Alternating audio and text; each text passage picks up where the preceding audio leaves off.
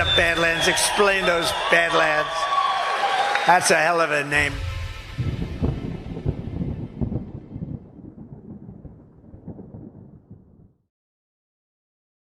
Following stream has been approved for truth seekers by the DEFCON Truth Alliance. If the opinion that's coming out needs people to be silenced, it's a psyop. There are psychological operations in play.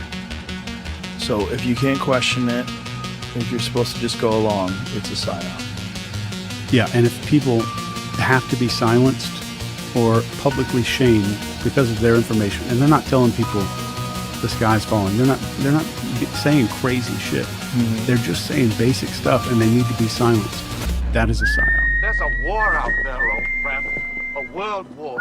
And it's not about who's got the most bullets. It's about who controls the information. What we see and hear, how we work, what we think. It's all about the information.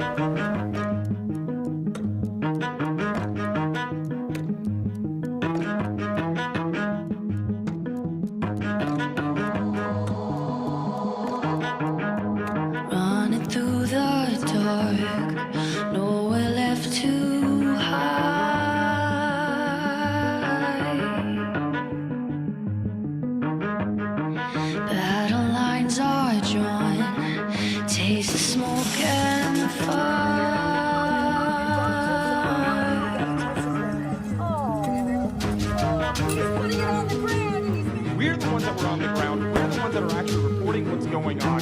Control said all units clear out from there. We're not sending anybody over to that location.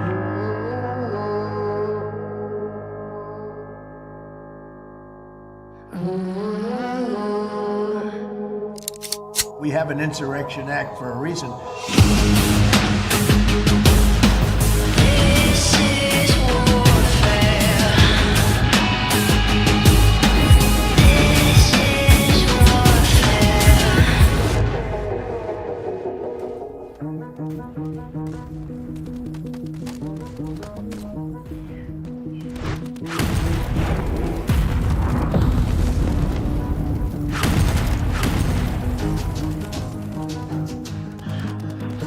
That is a psyop. Bad guy can't win.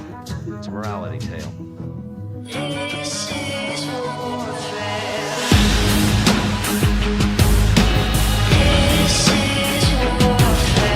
The eyes see and the ears hear, the mind believes.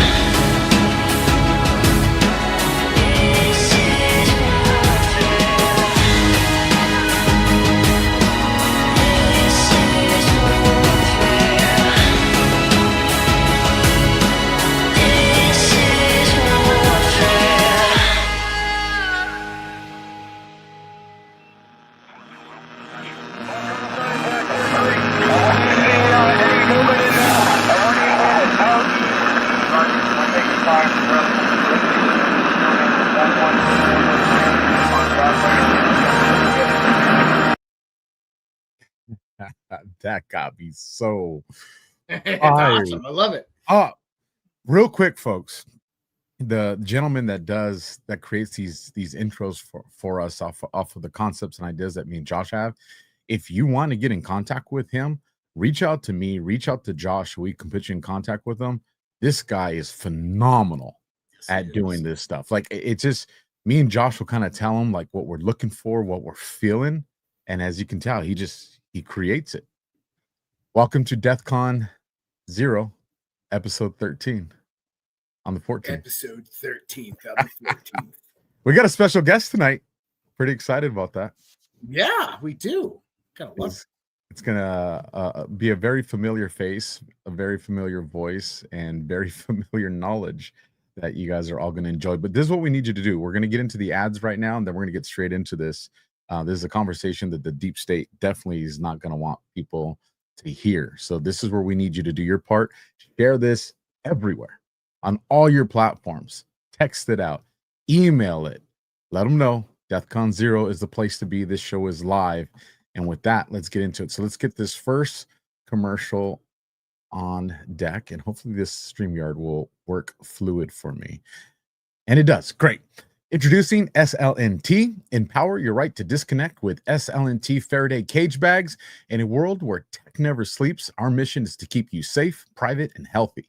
Our patented technology shields your devices from hacking, tracking, and the EMF radiation, giving you autonomy over your digital life. Disconnecting sparks creativity, strengthens relationships, and brings peace of mind. With SLNT, you get effortless gear built with integrity, always staying one step ahead to protect your data and security. Choose SLNT and reclaim your freedom to disconnect. Visit badlandsmedia.tv/Faraday and use promo code Badlands to snag your 10% discount. Again, that's badlandsmedia.tv/Faraday. And that is promo code Badlands. And then our last commercial until the end of the show. This one just sounds cool. You guys are going to like this. What is the Sovereign Alliance? The Sovereign Alliance are a collection of leaders and countries that are aligned not in the vision for their countries, but against a vision that has been thrust upon them. I believe that the Sovereign Alliance is less a battle for something and more a battle against something. They are against globalism, collectivism. They are against the rules-based international order. Sovereign Alliance, the latest addition to Badlands Rise merch, available now at badlandsmedia.tv/rise. Such talented people. I'm going to give it to you, Josh, here, and then we'll bring up our guests. But I got to say, had a phone call today. I haven't even had a chance to brief Josh on it. So I will brief you after the show. But we're going to move some dates around on some stuff regarding General Flynn. So just to give everybody a heads up on that. And if dates weren't interesting, holy smokes. But I am going to say this. My attitude coming into tonight's show, with the new intro, the sponsors, even the Rise Attire one for the Sovereign Alliance right now. This show is making a difference. Oh yeah. You, the audience, you are the digital battalion. You're the digital military that's here.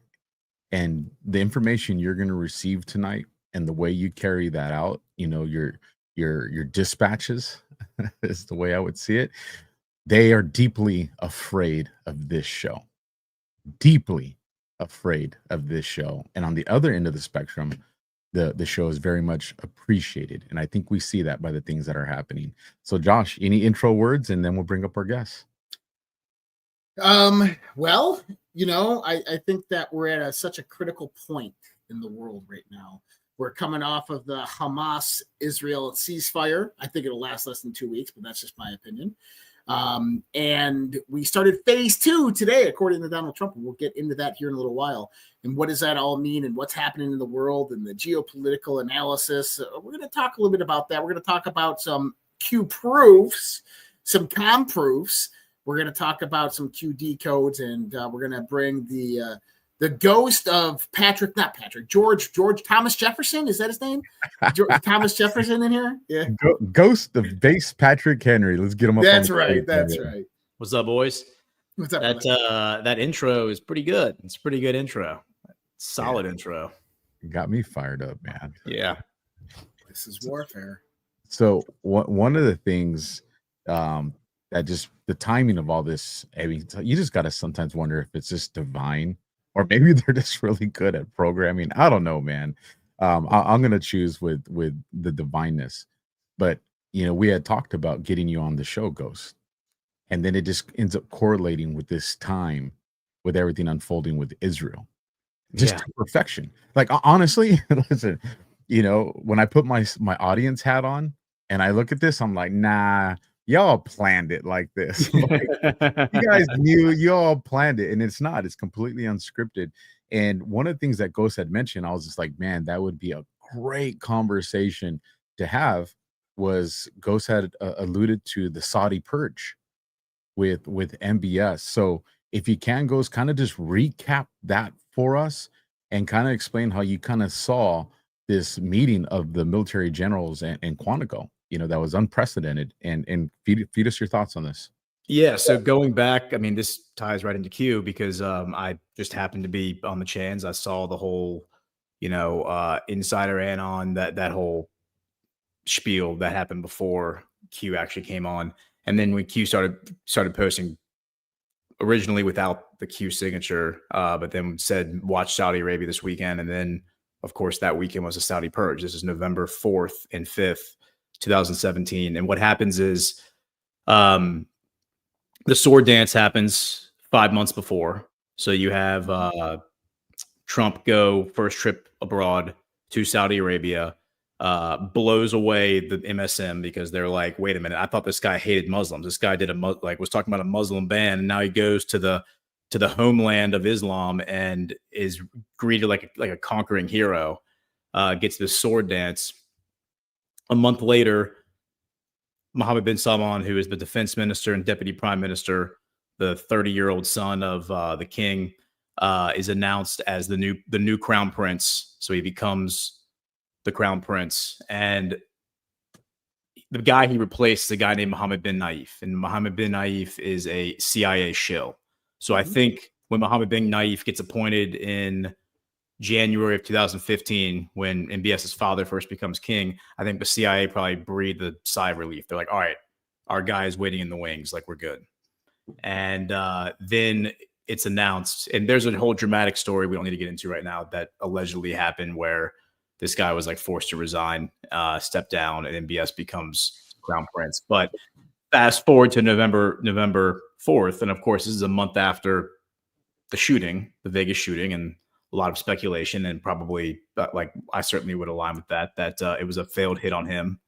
But his father summons the whole Muslim world to Riyadh, and now I think people have become more familiar with this, but it's the Islamic organization or the Organization of Islamic Cooperation. It's 57 nations, the nations that have a lot of Muslims living there, and they all come to Riyadh for this big announcement because the king is highly respected. And basically, what he says, "All right, I'm old. I'm still going to remain king technically in name, but my son here, the crown prince, is going to basically become the sovereign of Saudi Arabia moving forward. So pay him the respect that you would pay me. He is effectively my voice, my eyes, my ears. He is the sovereign leader." And then MBS stands up and says, all right, first order of business, we are going to convene a corruption panel, a committee to investigate corruption in this community, meaning the global community. And they've already met actually a few times. So we're going to go ahead and begin those arrests now. And the story goes that guys just started like running out of the room. Planes were shot out of the sky. Limousines were blown up. Cars were blown up. Many of them were arrested, and high profile arrests. And then they were all thrown in the Ritz-Carlton in Riyadh that was like refitted to basically be a prison. They're all given, 12 white shirts, 12 white socks, 12 pair of prison pants, and they're forced to live in these rooms. These are all members of the royal family mostly. And yeah, for months, they're all living there. And basically, like by 6 or 7 months later, they're all released, is my understanding. And the allegation is that a lot of them were tortured, but they certainly were interrogated, and like every bit of information was squeezed out of them. And I think deals were cut, specifically when you look at Alaouid bin Talal, Yep. Prince Dopey. I think he definitely cut a deal. And effectively what happens there with him, as Bloomberg reports, and maybe I can just show you one little proof here of how this whole thing ties together. Bloomberg reports in 2018. This is, the months after.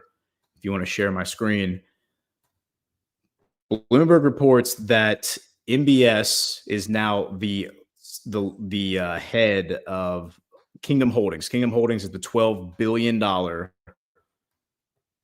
here it is right here. March 13th, 2018. Saudi Crown Prince has been quietly seizing power over major companies owned by people he has arrested. One of those would be the Kingdom Holding Company. That is the hedge fund, global investment hedge fund from Alawi bin Talal. Bin Talal is kept on as the figurehead, but it says all decisions are made by MBS. MBS is the one in charge of the fund now. $12.5 billion. At the time, it was the number one stakeholder in Twitter. It had a major stake in CNN, McDonald's, Walt Disney Company. So a lot of those were kept. Twitter, like the holding in Twitter, was kept. For example, the other company that was seized was the Bin Laden Group, which is the largest construction company in the Middle East. So those are two really important. Wait, that name sounds familiar. I mean, Bin Laden Construction Company. Yeah, you ever heard of that group before? And yes, that is Osama bin Laden's family. Oh, I thought they were just members of the Carlyle Group. Yeah, exactly. Wait, it's the same thing. In the Carlyle Group. I mean, Chertoff and Cheney. Oh, okay. Now we're seeing a bigger picture here. Glenn Youngkin, the current Virginia governor, president of the Carlyle Group. And then, so here's this story from May of 2024. Saudi Arabia emerges as a key investor in Elon Musk's $24 billion startup, XAI. So we all know about XAI now, right? I mean, this is Grok, what they're talking about here. And it says, in this series of funding, Saudi Arabia emerged as one of the key investors in XAI. In a blog post, the company recently revealed that Kingdom Holding and entrepreneur Prince Alawi bin Talal, among others, were some of the company's top investors. So, and it doesn't mention MBS. It only mentions Prince Alawi bin Talal. So if you were reading this without having read this article from 2018, you would walk away thinking, well, Alawi bin Talal is the lead investor in Elon Musk's new AI company. This must be a bad company. This must be like a black hat situation. But if you went and read the 2018 article, it explains here very distinctly that Saudi Arabia's Crown Prince Mohammed bin Salman has quietly seized executive control over several businesses. In several cases, Salman reportedly forced the country's wealthiest to hand over control of their companies in exchange for their freedom. And while bin Talal remains the figurehead, all the final decisions, the investment decisions, are made by MBS. Now, wasn't it Al Kuwait that also was one of the key structural votes in selling Twitter to Elon Musk? That is true, because he would have been one of the large, Kingdom Holdings would have been one of the largest. I think it was the largest. I'm not sure if it was still the largest at the time of the sale, but it definitely was one of the biggest stakeholders. Yep. Okay. And so think about how that all played for everybody out there. Think about how that played out. And now, if you go back to October 31st, 2017, post 15 on the cue boards, right? It says that there are more good people than bad. The wizards and warlocks, inside term, will not allow another satanic evil piece of shit to control their country. Realize Soros, Clinton's, Obama, Putin, etc. are all controlled by three families. The fourth was removed post-Trump's victory. The fourth family is the Saudi royal family. Which post number is that, Josh? 15. Okay. Because I thought I saw that pop up. That's why I'm looking. But go continue. I didn't want to interrupt. I just want to grab that number. Yeah, so I mean that's kind of the conclusion of that point I was making. Now, what we were talking about the other night, Alpha, the other day, was the correlation that I was seeing with wondering. I mean, this is kind of like an open question, an open speculation, but the more I've thought about what was this generals thing, why were all these generals summoned to to come back home? I think they all met at Langley, Quantico. They all met at Quantico. And I saw that a lot of them started resigning immediately. I saw that Seth Keshel was posting about an Air Force general who had resigned, and he said, and his comment was, "The purge begins," and that got me thinking. I was like, I wonder if this is actually a purge, because if you go back and you look at what the military was doing, the military tried to stop Space Force from being created. There's an article that specifically details how there was a gag order put in place. The budgets, money was hidden. They did everything they could to stop Space Force from being created. And I interviewed General Quast for my show, The Book of Trump, to kind of catalog the creation of the Space Force. And what he explained that they kind of put together this would have been the Trump administration, put together kind of a Doge style group to kind of go through all these budgets and find money. And they were finding money left and right of like money that had been renamed and, squirreled away. And, effectively, this is like a giant bureaucracy when you think about the military, and lots of money flowing through there. And anyone who's worked with a large corporation or a large bureaucratic institution understands that there's some competition and rivalry between the different groups in terms of like getting a bigger piece of the pie, the money. And if you don't spend the money they give you, you lose that money on the next fiscal year. So, there's a lot of territorial. There's some territorial like nature here when it comes to protecting the funds and the money. But people did the only person, as I understand, according to this article that I have, the only general officer who supported, from the Air Force at least, that supported the creation of the Space Force was General Quast. And that's remarkable when you stop and really think about it. It absolutely is. And it just to kind of refresh your memory, one of the other things that sparked that conversation was, and this was probably about 2 weeks ago, maybe a little longer, a little less, but right around that window, was me and Josh ended up getting information that there was going to be about 5,000 employees, to include generals and admirals, that were going to be subjected to polygraph tests. Yep. And then, of course, we ended up seeing that being confirmed in the headlines over the next few days following. It was literally 2 days later.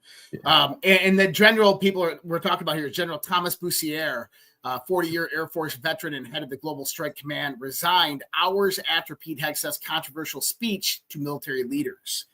Now, so there was part of the Navy's senior executive staff that resigned, as well as the head of Special Operations Command, who also retired the 2 days or two or 3 days after it, October 3rd. Which is a big position. It's a sought after position, just so people understand that. That's not something you just retire, resign from lightly. Now, my speculation on this, which is influenced by some information that has come our way, of course, as well as my own experience, is when you work for the government, they can compel you to make a statement. And you don't get to say, you originally get to say no, but then after that, they will compel you. And at that point, I guess the way to say it is, because you're employed by the government, it's forcing an interview on you where you're going to provide incriminating information, but because it's being forced on you, it cannot be used in a court setting. So in other words, if me and Ghost work for the same police department, and I know Ghost and his tactical team are out there doing shady stuff, I'm going to bring him in for an internal investigation. Now, when I go to interview him, he's going to say, no, I don't want to talk. And at that point, I say, okay, well, now I'm compelling you to speak. And there's a formal letter that I give him, his attorney, because he would probably have his attorney there, and everybody signs it. And it's Ghost acknowledging that I'm having this conversation under duress. That if I don't have this conversation, I'm going to be fired or terminated for insubordination. So this conversation is being forced on me. Now, again, it cannot be used in the court of law. But as an investigator, I can do this strategically because I still want to make sure I hold Ghost accountable for the things he didn't do. So I extract all the information from Ghost that I need on Josh that's on his team. And so now I can bring up criminal charges against Josh because I've gotten that information from Ghost. So now I bring Josh into my office and ask him to do an interview. He'll say no. So then I compel him and we go through the same process. And now through the conversation I have with Josh, I get all the information I need to bring up criminal charges against ghosts. So this is the way that situation works. So the only way out of this situation is to quit. Right. Because then if you're not a government employee, they cannot compel you to make that statement.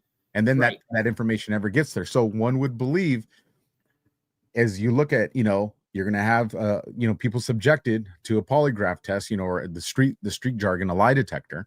Well, if you know that some of the stuff you're saying is going to implicate you, or it's going to start the domino effects to do things that are going to implicate you, then you're going to resign, because that's the only way out of that statement. In the timing of the general's purge, so that's what we're going to call it, was not a coincidence. I mean, a week prior is when Trump spoke at the United Nations, and the day before, the Secret Service broke up a massive cell phone ring, 100,000 SIM cards, over 300 various different SIM servers that were running various different cyber espionage, disabling cell towers, launching DDoS attacks. But the most important part that I saw was facilitating anonymous encrypted communications between threat actors and criminal enterprises. And the FBI agent or Secret Service agent that actually did the debrief on this, when he said that the threat actors and criminal enterprises, he said they're people we know that we're aware of. And this was interesting because if you understand that China has established massive amounts of police stations, private hidden police stations around the United States of America, they've established these cell phone rings, these basically hacking farms. We just broke up another one in New Jersey. This one was in New York. And this is a proxy method for encrypted communication between bad actors, whether it's, foreign intelligence that are operating inside the United States, they can utilize these lines, or if it's the deep state communication rings, this is how they would communicate. Now, I find it interesting that this happens. The announcement of it was 2 days after that ring was broken up. Then they have it, and it's at Quantico, which just happens to house the United States Marine Corps Intelligence Battalion, which is a branch off directly from Fort Meade in the NSA, who have all of the SIGINT capabilities to go out there and capture cell phone communication. So I want people to think about this, is if you just brought 600 generals in, or 400 generals, whatever it was, and they all just have their business cell phones or their personal cell phones, you're not going to get that information off if they're a bad actor, especially if they have like an encrypted cell phone that they keep on them and they just didn't bring it with them. But you have to understand that our phones ping each other continuously. So if you have one cell phone in the vicinity of another cell phone, it's pinging your MEID back and forth amongst them hundreds of times a second. And so you can actually capture that metadata directly from this cell phone and find all the proximities of other MEIDs that it came in contact with. So if they had that encrypted server and they knew which cell phones, even though they don't know who they're registered to, were basically on that network, they had that metadata. Now they can match that directly to the ping data on any phone that came in contact with it, and they'd be able to identify bad actors. And then all they have to do is bring those people in and give them, a lie detector test or whatever. And so we did see 3 people, high-profile military people, leave within 3 days directly after this, which I think is significant. But I don't think it's also over. I think that some of them probably will be getting maybe forced into retirement sooner or later when replacements are found, or, a lot of this. And I think that this is one point about that Q post I was talking about, is that there's a lot more good people than bad. Some people are in bad situations, and we have to understand that on this global perspective, is that if you go back to the China initiative in 2016 to 2018 with the Trump administration ran through the State Department, where they shut off the educational exchange programs with China, and they arrested 36 college professors. You notice none of those college professors ever got any jail time, and the only charge that was brought up on them was tax evasion. The reason being is because they were honeypotted. They were brought over to China, the Wuhan Institute of Technology, and I know this from a really good source, when they went to the hotel rooms in the middle of the night, they were woken up by Chinese intelligence with a gun in their fucking mouth and a little kid coming in and a video camera. And that's how China does it. China will get you in that room. They will make you do horrific things. They will videotape it, and now they own you. And these people gave up state secrets based upon what China did to them. So why did these people like Dr. Charles Lieber from Harvard University, why did they get off with a slap on the wrist and tax evasion? That's why. Because it doesn't mean that they're necessarily bad people, is that they were put in a situation where they became compromised and they didn't want to die. They didn't want their family to get killed, right? Like, so we have to understand that there's a lot of people in compromising situations, especially within our government. This is one of the other reasons why when we talk about the Epstein files, that I think Donald Trump looks at it in this perspective, like, I got to protect a lot of people here. And it's not necessarily he's protecting the bad actors, because we know there's a lot of bad actors, but he's protecting the people that were compromised. And you can't necessarily come out to the federal government and say, hey, I'm compromised, when the federal government itself is compromised by the same situation, and they're going to hammer you, right? So I think that what we're seeing here is that everything is happening covertly, in the dark, clandestinely, and that there's going to be a lot of movements that are actually occurring at that level. And it's because the majority of the people in this network that were utilized for intelligence, that were honeypotted, were compromised, are probably good people. And I'm saying probably. I'm not saying that they all are. I'm saying we're probably good people that were just put in compromising situations by foreign intelligence or even domestic intelligence agencies. Well, the thing that sets us up here for success is, and that's why I'm glad that Ghost recognized these similarities to the Saudi purge, because since that evolution has already unfolded, we can look at that as the template to see what types of things we see now that, resemble then. So let me ask you, Ghost, if you're aware, during the time of this purge, and what are some of the major significant things that you saw following that purge that were like stuck out to you in the mind, whether it was taking over of corporations, whether it was CEOs resigning? What are things that you feel are significant that we can look at now to see if we see those same markers start to unfold like it did during the Saudi purge? Well, that's a great question, and Josh is right.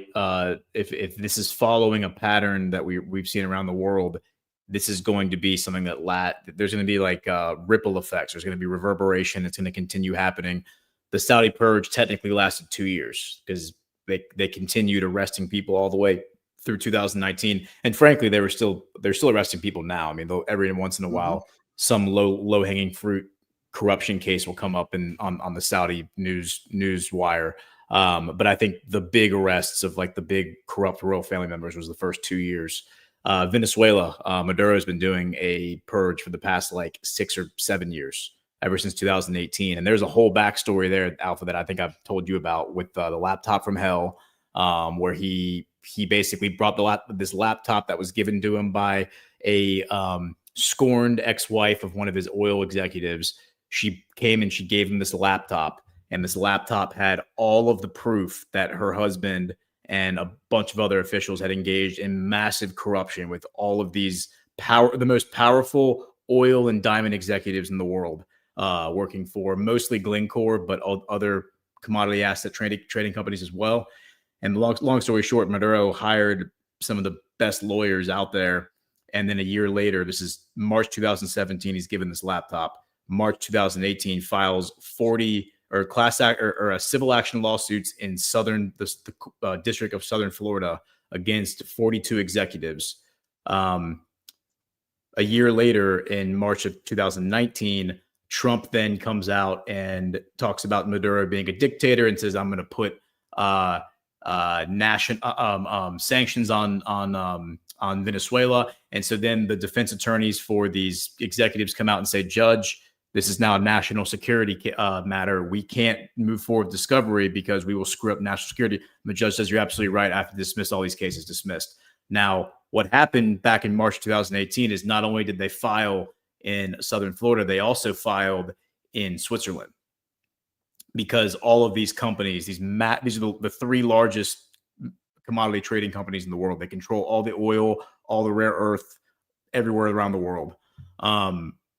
They have home offices in Switzerland and Geneva. And so when they filed in Geneva, the hope was the authorities in Europe would see this, pull all the evidence, and then start prosecuting. That is exactly what happened. And David Bowie, who was the lawyer that Maduro hired, famously went after Bill Gates on behalf of the DOJ in 2001 because Microsoft had established a monopoly. He also went after Prince Andrew on behalf of Virginia Giuffre, pro bono. That's a big reason we got a lot of the disclosure on some of that. He said that this laptop was the most comprehensive and damning set of evidence for a like RICO style conspiracy case he had ever seen. He said this is the most damning, comprehensive, foolproof, bulletproof set of evidence I've ever seen in my life, and it implicated multiple countries, multiple companies, multiple executives. And I went through and checked the names of the executives. Like I got my hands on the original lawsuit, checked the executives, and then went and checked over the past several years. All of these or not all of them, but a lot of them have been arrested. A lot of them are now in prison. One of the biggest ones is Alex Beard, who is the CEO of Glencore. Glencore is the largest commodity asset trading company in the world, and he was arrested in August of 2024 in Britain, and is going through like his arraignment and his pretrial and everything now. I think in January, the former CEO of Trafigura, which is one of the three largest ones right up there with Glencore, he was sentenced to prison. So he's in prison now for corruption. Alex Beard had to resign in 2019 because he was implicated in all this stuff. So wait, I thought Maduro was a bad guy. Yeah, right. No, actually, Maduro, I think gave Trump the keys. Like he gave him the blueprint, the roadmap to navigate this whole web of international conspiracy. Oh yeah. And it's really interesting. There's this guy named Alex Saab, S-A-A-B. If you go look up who this guy is, he defected from the Venezuelan government in 2018 or maybe 2019, comes over and is informing on the DEA and the DOJ and Trump's administration, telling all about the cartels, telling all about the Maduro government and all of that. He ends up getting charged. He ends up catching a charge and being prosecuted, and then he gets put in prison later. And then while he's being prosecuted, which is during the Biden administration, his lawyer comes out and says, I just want to make something clear. Alex Saab was doing all of this, informing on the cartels, informing on the Venezuelan government with the full blessing of Maduro. Maduro knew he was doing this. And then he was released from prison. He was pardoned by Biden and released from prison, or I think a judge released him from prison in 2023. And then in a prisoner exchange, a prisoner swap, Biden sends him back to Venezuela. And then very recently, this was, I think, October of last year, he sends him back. And then very recently, Maduro, just the other day, like a few weeks ago, assigned him as the Minister of Industry for all Venezuela. So the guy who defected went over to America and informed, like was openly telling the Trump administration all the deep, dark secrets about the cartels and about Maduro's government, gets arrested, gets prosecuted, and then is sent back under the Biden administration, then gets appointed by Maduro to be one of the top officials in his government. And, that's interesting. And his lawyer says he was doing all of it with Maduro's blessing. Here's one thing I'll say, just for people being like, wait, Maduro, you're telling me there's a chance that I have firsthand knowledge of the United States government using the highest ranking member in a criminal crime syndicate to facilitate an operation. That's as much as I can say about that. There's precedent for this.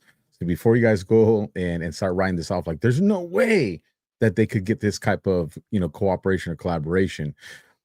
When the same way people can be compromised, for the bad people, that can be weaponized against them to do the work for the good people as well. But go ahead, Josh.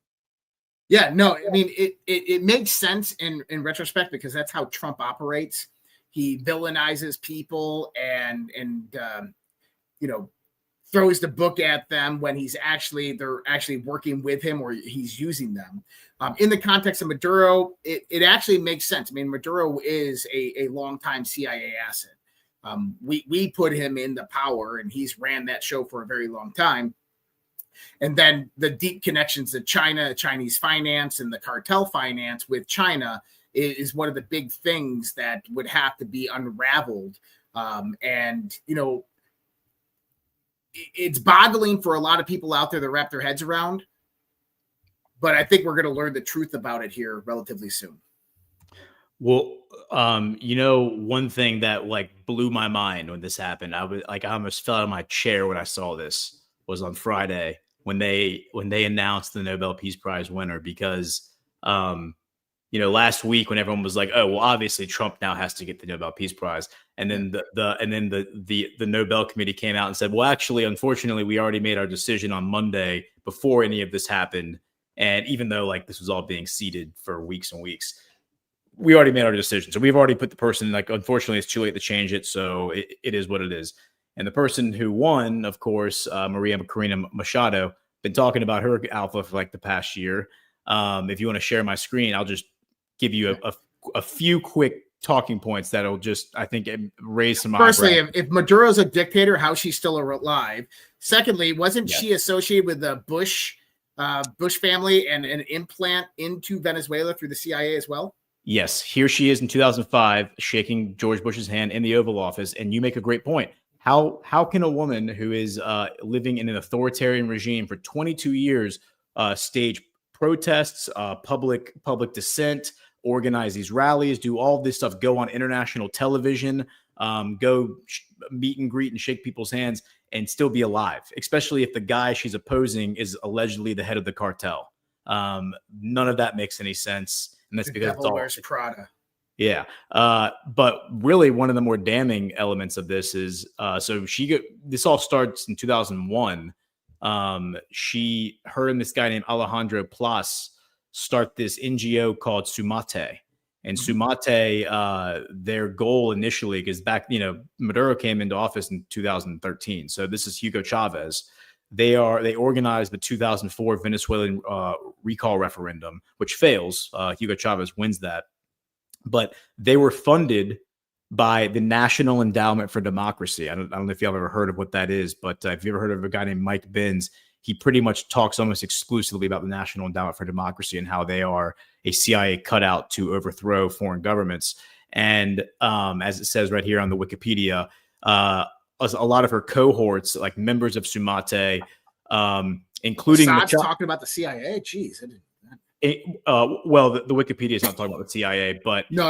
You said Mike Benz. I said Mossad is talking to the CIA. Yeah. Right. You're right. But I mean, doesn't mean he's wrong. Machado is charged with treason and conspiracy under Article 132 of the Penal Code by Hugo Chavez because they were being funded by the National Endowment for Democracy and because they were trying to overthrow the government. And again, it's like she's been doing it for years and years and years. It's worth pointing out that, let me see, I have this right here. If you want to, I think it's actually this one. Let me pull up this. I have this letter. I don't know. What makes things really interesting is, who nominated her for the Nobel Peace Prize? It was Rubio. Marco Rubio. Yeah. So here's a letter. I had Congress. A suspicion that the Trump administration pulled this one. Yeah. Well, so like the White House was furious that she got this and not like that was the news story. At least the headline is that the White House was super pissed about this. Here's a letter dated August 26, 2024. So obviously before the election of last year, signed by Rick Scott, Marco Rubio, among others, calling for her to be nominated and for her to get the Nobel Peace Prize, even though she's never done anything like any sort of peace work. She's actually calling for a violent overthrow of a government. Like I wouldn't necessarily describe that as peace work. But yeah. I mean, she's a neocon asset. There are those Green Berets who were arrested in 2020. I don't know if y'all are familiar with that story in Venezuela for trying to the Bay of Piglets. So if you heard of that scandal, yeah. So those guys were busted trying to overthrow the Maduro regime. So this stuff just kind of has like these echoes of Iran Contra. And there's also Gustavo Petro, if y'all are familiar with him. Gustavo Petro is the president of Colombia. And he put out actually a really interesting post the other day where he calls her out, and he says, right here, you see, he calls for an investigation of Maria Machado because he says that he cites the letter, and I knew about this letter, but she had written to Bibi Netanyahu in 2018, and she had requested that Bibi Netanyahu assist her in overthrowing the Venezuelan government. And he said, I don't know who you think you are, but you're trying to bring whatever the hell is happening in Gaza right now. You're trying to now bring that to South America. We don't need this. Please do not do this again. And I'm calling for an investigation. Here it is right here. Miss Maria Corina Machado, winner of the Nobel Peace Prize. I am now trying to make the peace agreement between the FARC, Colombian Insurgents Guerrilla Group, and the Santos government a reality. And I believe, despite the previous government completely denying it and halting its implementation, I have reached halfway its fulfillment. It is difficult for me to go to the UN Security Council in New York to present its progress and shortcomings. As you know, I am not welcomed by the U.S. government. But he goes on to say, why did you write this letter? I would ask you, would it not be better to support the Grand Caribbean Agreement? How could a genocide help bring peace to Venezuela? Why did you write the letter? Here's the letter right here. So the letter, it's in Spanish, but it's dated for December 4th, 2018, and it's notarized by the Argentinian embassy in Venezuela for December 5th, 2018. And I ran this through AI, and she is clearly asking Netanyahu to assist them. And there's precedent there, because if you're familiar with Iran-Contra, the weapons that were being sent to the Central America, to Nicaragua, were Israeli-made weapons. And the funding that was being given to them, the money that was being given to the Contras, was being given to them by Israel, because Israel was used as the middleman to sell weapons to the Ayatollah. So the United States was selling weapons in the 1980s to the Ayatollah, Iran, encouraging him to use those weapons against Iraq, Saddam Hussein.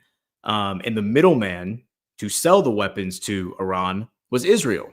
And then Israel would turn around and give the funds from those weapon sales to the Contras, so the Contras could buy weapons from the Israelis and then use those weapons to overthrow governments, troublesome governments in Central and South America.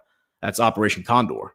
Yep. So, and these were the Galil rifles, if I remember correctly. And I'll correct conversation with Colonel Towner too, and I'll go to the website, because when you look at a lot of the locations of the manufacturing for the Galil rifle, it's everywhere that there was a coup that was done in these countries. This is interesting. So there's two direct text posts on the boards that mention Venezuela. I'll bring them up. They're very long, so I'm just going to go straight to the 135. That's one of them. Let me bring this up real quick. Thank you, Venezuela. Yeah, so I'll start here, and this one again is I'm going with 2657 on the first one, and it says, "Where is Snowden today? What country was involved in Uranium One? If real target country was Venezuela or Ecuador, why didn't Snowden take a direct flight from Hong Kong to those locations? How many direct flights run daily from Hong Kong to Venezuela or Ecuador? If Snowden was CIA, NSA, would he not understand simple logic? Going public prior to in-destination safety would limit active passport travel ability due to block deregulation, deregister. Why wouldn't Snowden publicly release information after he was already safely at the final destination?" Any thoughts from you, gents, on how this plays into the conversation we're having with Venezuela right now? Not really. I looked into this before the show, and I didn't go deep down the hole. I just looked at where Venezuela popped up in the drops, and I don't have a take on this specifically. Yeah. So I mean, well, Venezuela obviously deeply entrained within the CIA's black money organization. And I think that that's one key point to understand. I mean, I worked in this AOR. I saw how they operate out there. I mean, literally, we pulled into Mayport, Florida, Jacksonville, with like 5 tons of cocaine on board. and we offloaded it into unmarked semi-truck trailers with CIA and DEA representatives there. And I was asking them, like, what do you guys do with this cocaine? He goes, oh, well, we take it back to the CIA. We put it back on boats and we take it back to Colombia and Venezuela and we give it right back to the government, who gives it right back to the cartels. And we get information exchange for it. I'm just like, what? And they pay for it. The cartels pay the ransom for the cocaine. And so this is a dark money hub. So what Trump's doing right now in the open seas by blowing these vessels up, oh, it's pissing them off, because usually the Navy would interdict them. They would take the cocaine off and then they would drop it off in a various different safe port, usually Florida, Mayport, Jacksonville, Pensacola. And then the CIA would take that and they would sell it back to the Colombian or Venezuelan government, who then sell it back to the cartels. And this is the money chain. And that cocaine would be right back on another boat coming out all over. And what they would do is they would actually tag with GPS tracking a lot of these cocaine bales. And so we could track them all over again. We could give it to some info and intel to a Navy ship. The Navy ship goes in and indicts it, and the process begins all over again. By the time that we busted one, that bale probably had been busted 3 or 4 times. It's massive, massive money running. That's really interesting. And Alpha, you mentioned the Galil rifle. Manufactured by the Israel weapons industry. That's the actual name of the company, founded in 1933. But there's another weapon more recently that has been manufactured by them, if you want to share my screen, and that would be the Tavor rifle. This is the one that I think Colombia backed out of the contract, correct? Potentially, but I think they actually did purchase some from them. But real quick, I want y'all to look at the wars that this weapon has been used in, and you're going to notice a pattern. See this? Gaza, Kashmir, Russia, Ukraine. This list is every single conflict that Donald Trump has resolved, except for there's only one that's missing. The only one that's missing is the DR Congo, Rwanda conflict. That's the only one that's missing. But I can connect Israel to that through the Israel Diamond Exchange and Dan Gertler and Executive Order 13818 from December of 2017. That's a very easy connection to make. But you take that one aside, every single other conflict that Trump has resolved in the past 8 months is listed right there. You have South Thailand, which is the Thailand-Cambodia one. You have Israel Gaza, obviously. You have the Jammu Kashmir insurgency, which is Pakistan and India. You have the Nagorno-Karabakh war, which is Armenia and Azerbaijan. You have the Colombian conflict, which is, that's going all the way back to Pablo Escobar. And then you have the Russia-Ukraine war.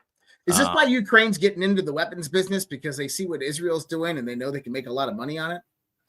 Well, as far as I understand it, the IDF is just shipping them weapons, and a lot of the militia leaders in the Ukraine are actually just former IDF officers who have just gone up to Ukraine and just created militias. Like the Jewish 100 is a former IDF officer, and a bunch of the guys in the Azov battalion are all former IDF officers. Wait, but isn't the Azov battalion directly associated with like neo-Nazism?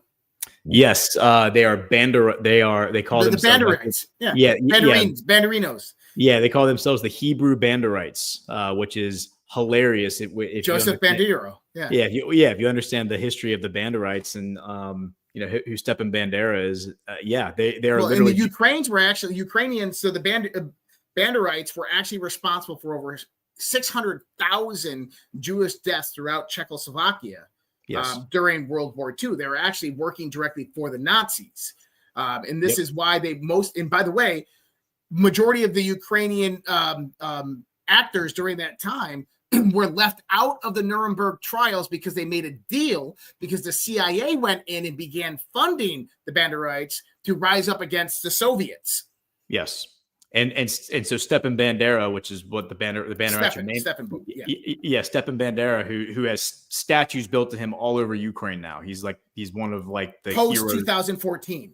Yeah, the heroes of Ukrainian history. He was hired by the CIA and became one of the top Operation Gladio operators for regime change in the post-World War II era. So, and obviously his legend lives on today, and he's the inspiration for pretty much like the Azov Battalion, the Jewish 100, all the First Mechanized Battalion. I mean, the Jewish 100 literally takes the Banderite flag, which is a flag that with a diagonal line, a red triangle and a black triangle, with the Star of David, Star of Rapham, right in the middle of it. I mean, it is taking a traditional quote unquote Nazi symbol, the Banderite flag, and then just posting a Jewish symbol on top of it. And it really begs the question, what the hell is going on with this history if you have that sort of brazen conflation of it. And, the more I look into it, the more it looks like what was happening back then was actually Jew on Jew crime, where you had Zionists persecuting non-Zionists. So I want to clarify that statement. So when you say Jew on Jew crime, we're talking about possibly adopted, Zionist Jew versus actual DNA, historic, biblical, ties to Jew. So one trying to get rid of maybe the original. Potentially, yeah. I mean, I think there's a lot of evidence to suggest that there were a lot of Jewish people in the Third Reich. They had entire like regiments that were just Jew, like they put all the Jewish soldiers in one regiment. And the Night of the Long Knives against the Brown Shirts, I think they were targeting specifically like a lot of Jewish officers in that. So there's a lot of just lost history and conflated history there.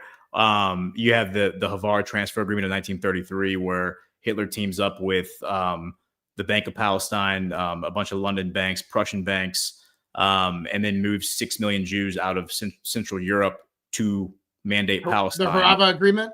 Yeah, the Havar agreement. Yeah. And so it's like all this history is totally lost. That's how, by the way. Well, hold on. It's not lost. It's covered up. Covered up.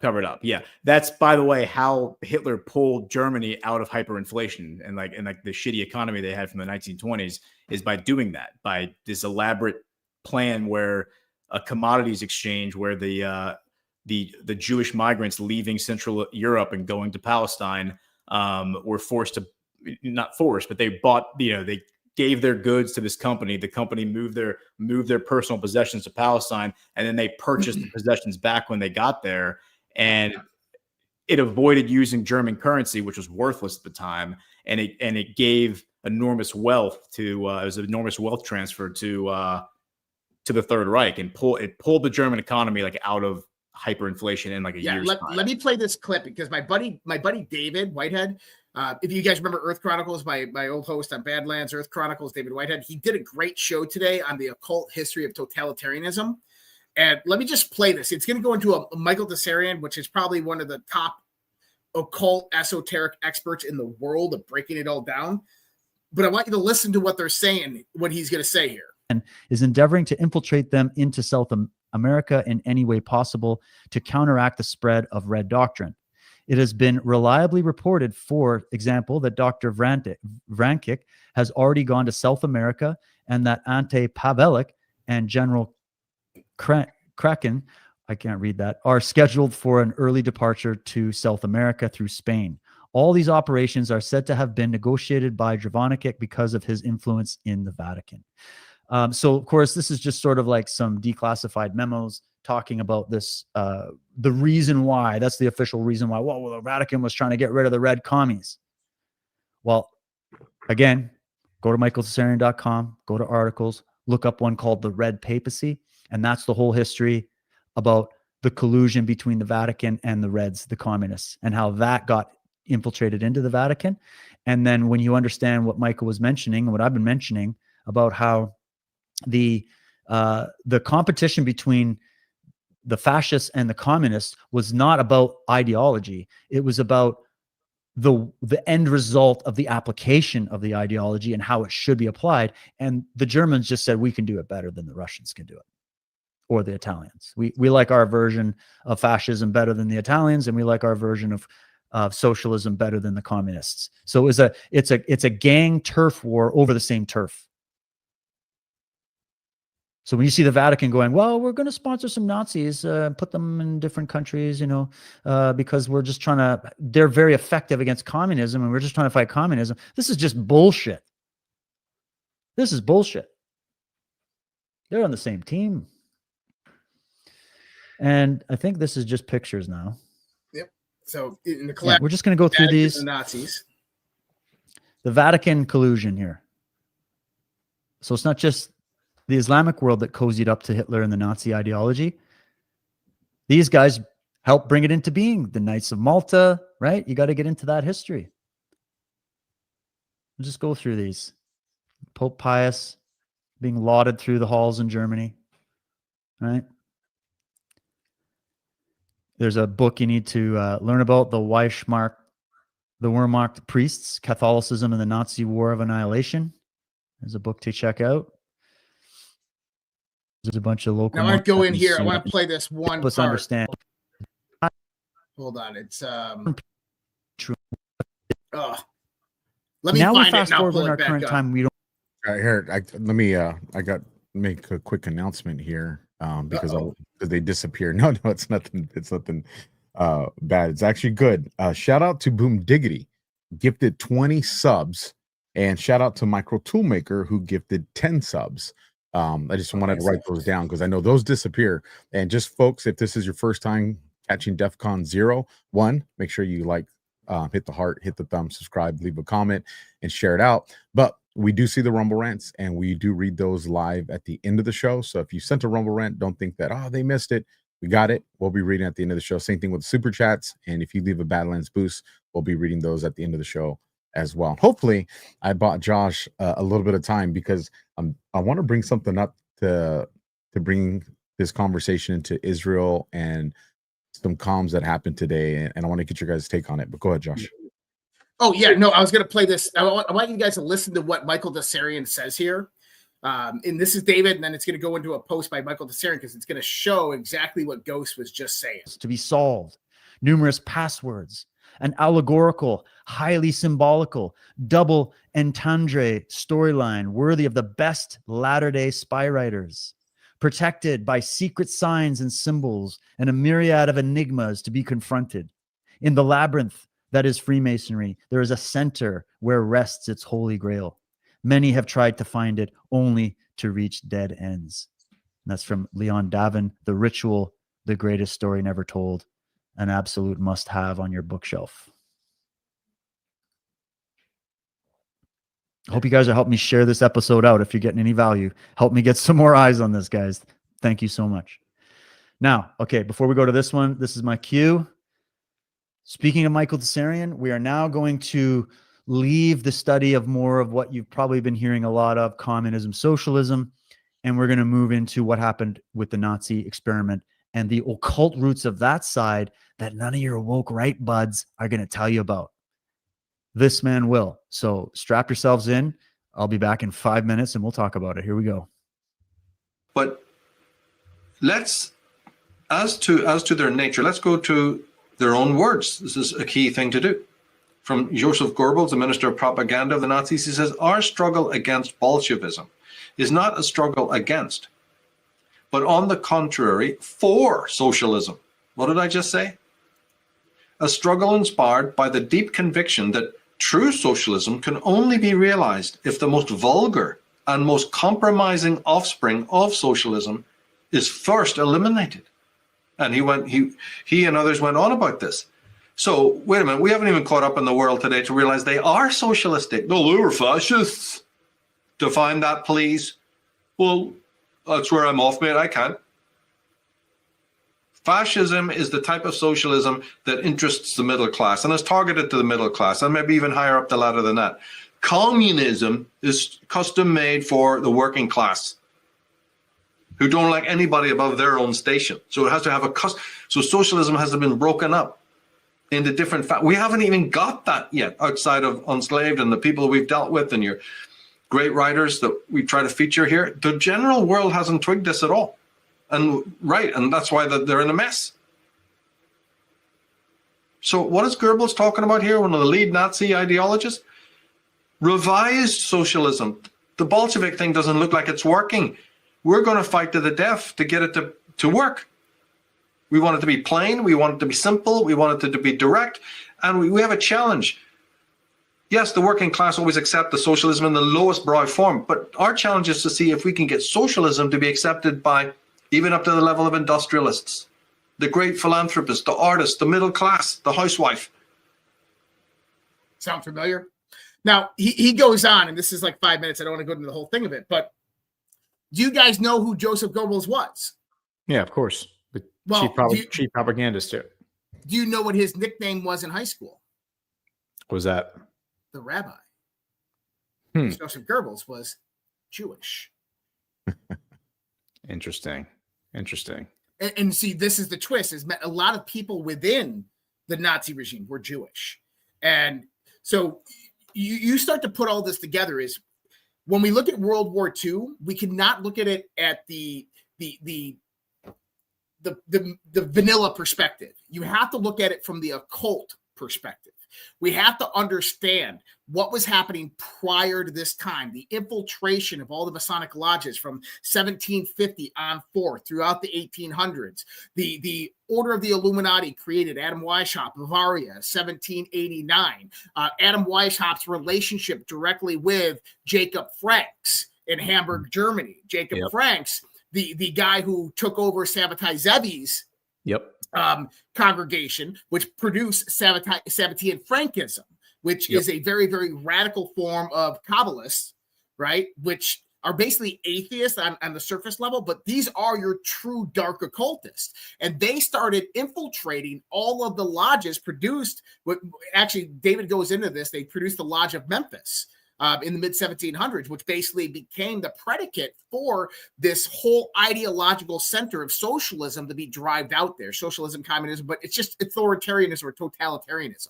And it's an occult methodology that's been utilized for millennia prior to this, basically managed within circles and implemented throughout all various aspects of society. Now, one of the largest components of this, one of the most successful exercises of totalitarianism through the occult doctrine is Islam. Interesting. Well, and the theocratic authoritarianism, Sharia law, that is what it is. Yes, Salafism. Yeah. Like, and then you get into the Muslim Brotherhood and Alpha, what we were talking about on your show earlier, with how that whole thing was implemented by the British. See, I was going somewhere with all of this. You guys were like, "What the fuck is he doing?" Yeah. And it seems like divine intervention, because literally the show that I was airing right before this one went on was with Ghosts doing this. I watched it. That's how I was like, I was doing the foundation. I had like there you go. Foundation in there. You know, but if you look at all of these regimes that are acting out right now, they're all totalitarian. It doesn't matter what we put on the surface. Republican, Democrat, it's a Republican form of government. It's a parliamentary. They're all fucking totalitarian because just window dressing. That's right. It's all dressing because, I was saying this on my show earlier. I said, if you asked, Ghost or Alpha or me what free speech is, I believe in free speech for everybody, even if I despise them and if I don't like their words, right? But if you ask Donald Trump or if you ask Elon Musk, what's free speech? Their definition is going to be much different than yours and mine. Much, much different than yours or mine. Because there's certain things at that level when you're worth $380 billion, you look at the world differently. You have different ideological preferences. You have different moral and ethical structures at that level. And you cannot perceive the world from the simple common man. And so when we start to understand that when people like that get into power, that power is always going to try to concentralize, especially as the bigger and bigger those government institutions begin to get. And so when you start to implement that at the theocratic level, at the religious level, you watch the heck out. I mean, this is how the Vatican has had rule for as long as it has. This is why Islam has lasted 1,400 years, because of these exact principles that were ingrained within people through indoctrination at such a young age that basically derives that power through God into them, but it's authoritarian at its surface level. When I watch, as I'm listening to this and watching everything unfold, I just cannot stop seeing in my mind I pet goat too. It just keeps playing out. After the show, I'm gonna watch it while I'm working on some edits. Real quick, Ghost, I see you have something lined up, and if it's something that was tied into the conversation we're having right now, I don't want to pull too far away from it. If you wanted to share that. Yeah, I mean, this is an interesting broadcast that I came across a while, like back in like June, and it might be worth watching a few minutes of it. It's like 11 minutes, so we won't watch the whole thing, but just the first few minutes. This is from like 1984. This is a news broadcast, and some interesting things that this guy's saying, this author is saying. So we can play this, and then I have a few comments because I think Josh was spot on right there. But let's just play this. This aligns with what Josh was just playing as well. Live on Channel 5, this is the 10 o'clock news with Deborah Norville. Coming out revealing secret negotiation between the Nazis and the Zionists in 1933, which allowed German Jews and their assets to go to Palestine. Rich Samuels joins us tonight with the story of the controversy behind the book and the author's struggle to write it. Rich? Deborah, with the rise of Adolf Hitler to power in the spring of 1933, the Jews of the world were faced with a dilemma. They could raise a cry of protest, a cry few would heed, or they could make a deal with Hitler, a deal that would bring a step closer their dream of an independent Jewish state. American Jews marched calling for the boycott of all German exports. Jews throughout Europe echoed that call, so did Jews everywhere. But a group of Zionists at the same time was quietly negotiating an agreement with the Nazis to allow the immigration of German Jews and the transfer of their assets to Palestine. That deal, reported in August 1933, was the transfer agreement. Palestine, sparsely settled by Jews at the time, was radically changed as a result. I lived in Palestine from 1933 to 1936, and we saw every week transports of German Jews coming to settle in Palestine. German Jewish settlement of Palestine was, for a time, official Nazi policy. These photos of Jewish life in Palestine, along with a lengthy text, appeared in 1934 in the Berlin paper Der Angriff. A Nazi Visits Palestine was the title of the multi-part series. A medal was struck by Goebbels in commemoration. On one side, the swastika. On the other, the Star of David. Hitler demanded one concession for the transfer agreement, that the call for a boycott of the Reich, raised by Jews here and elsewhere, be rejected by the Zionists. The Zionists made that concession.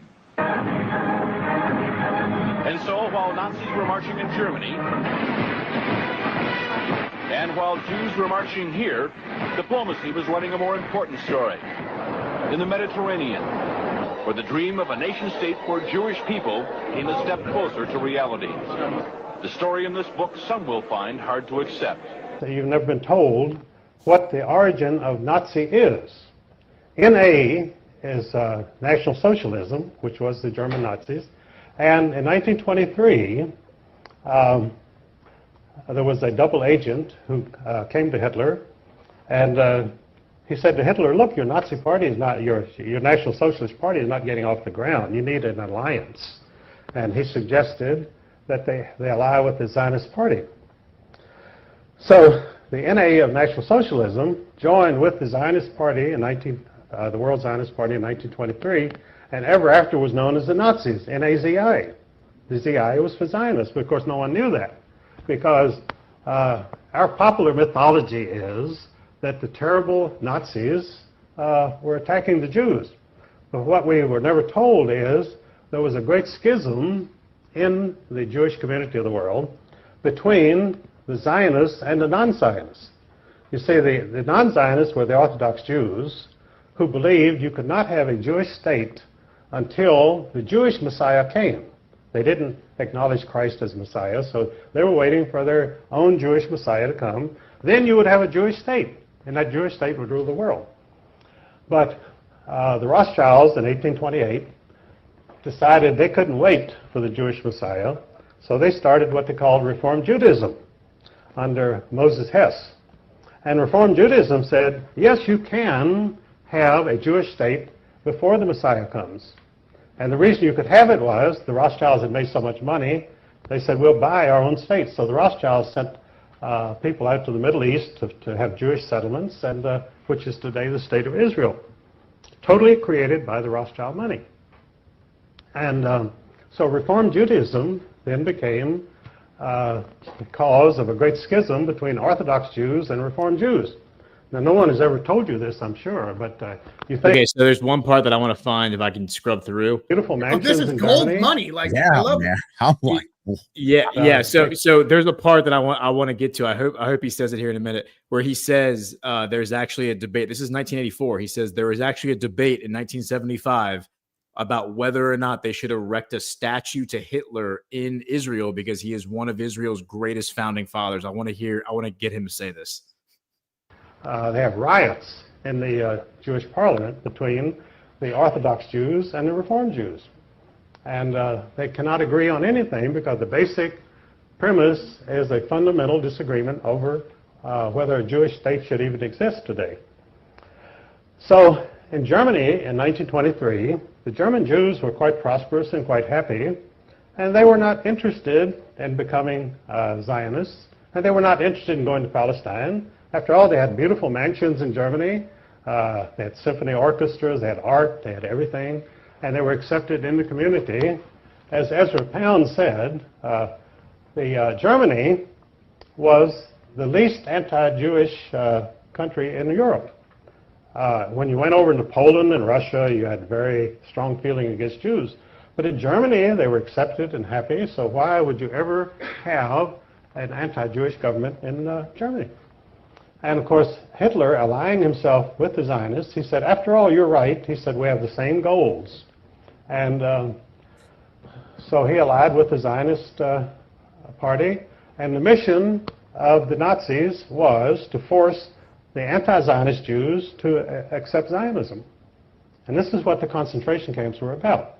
They put the anti-Zionist Jews in the concentration camps, and they were placed under the direct administration of the Sonderkommandos, who were the Zionist Jews. So the concentration camps were run by the Zionist Jews in order to punish and get rid of the anti-Zionist Jews, which they did. And of course, that's a part of the Holocaust that you were never told, that this was a fundamental Jewish disagreement, which the German people, that Daniel Goldhagen wrote a book in which he said all Germans cooperated in their anti-Jewish feeling and the Holocaust, which was not true at all. The Germans did not even know what was going on, most of them. It's just like in the United States, when we were perfecting the atomic bomb and bombed Hiroshima and Nagasaki, the American people knew nothing about it. It was forbidden to mention the atomic bomb. I was serving in the Air Force at that time. We never heard of any atomic mission or atomic bomb until the bomb was dropped on Hiroshima. So you could say the American people are guilty of the greatest atrocity, the dropping of the atomic bomb on Japanese civilians. But that isn't true. The American people knew nothing about it. I knew nothing about it in the Air Force. And I was right there. So these things go on without the knowledge of the people or the approval of the people. But of course, they have to accept the results. These things happen, and you're stuck with it. So this is the real story of Zionism, that the Nazis... So then, well, if the Nazis had allied with Zionists, why didn't the Nazi party survive? Well, what happened was, in 1945, after the German military was defeated, they brought in the German leaders, the German generals, at the Nuremberg trials, tried and convicted and executed them. They had to execute them because they didn't want them around to testify that about the alliance between the Nazis and the Zionists. So they had to die, and they were executed for that reason.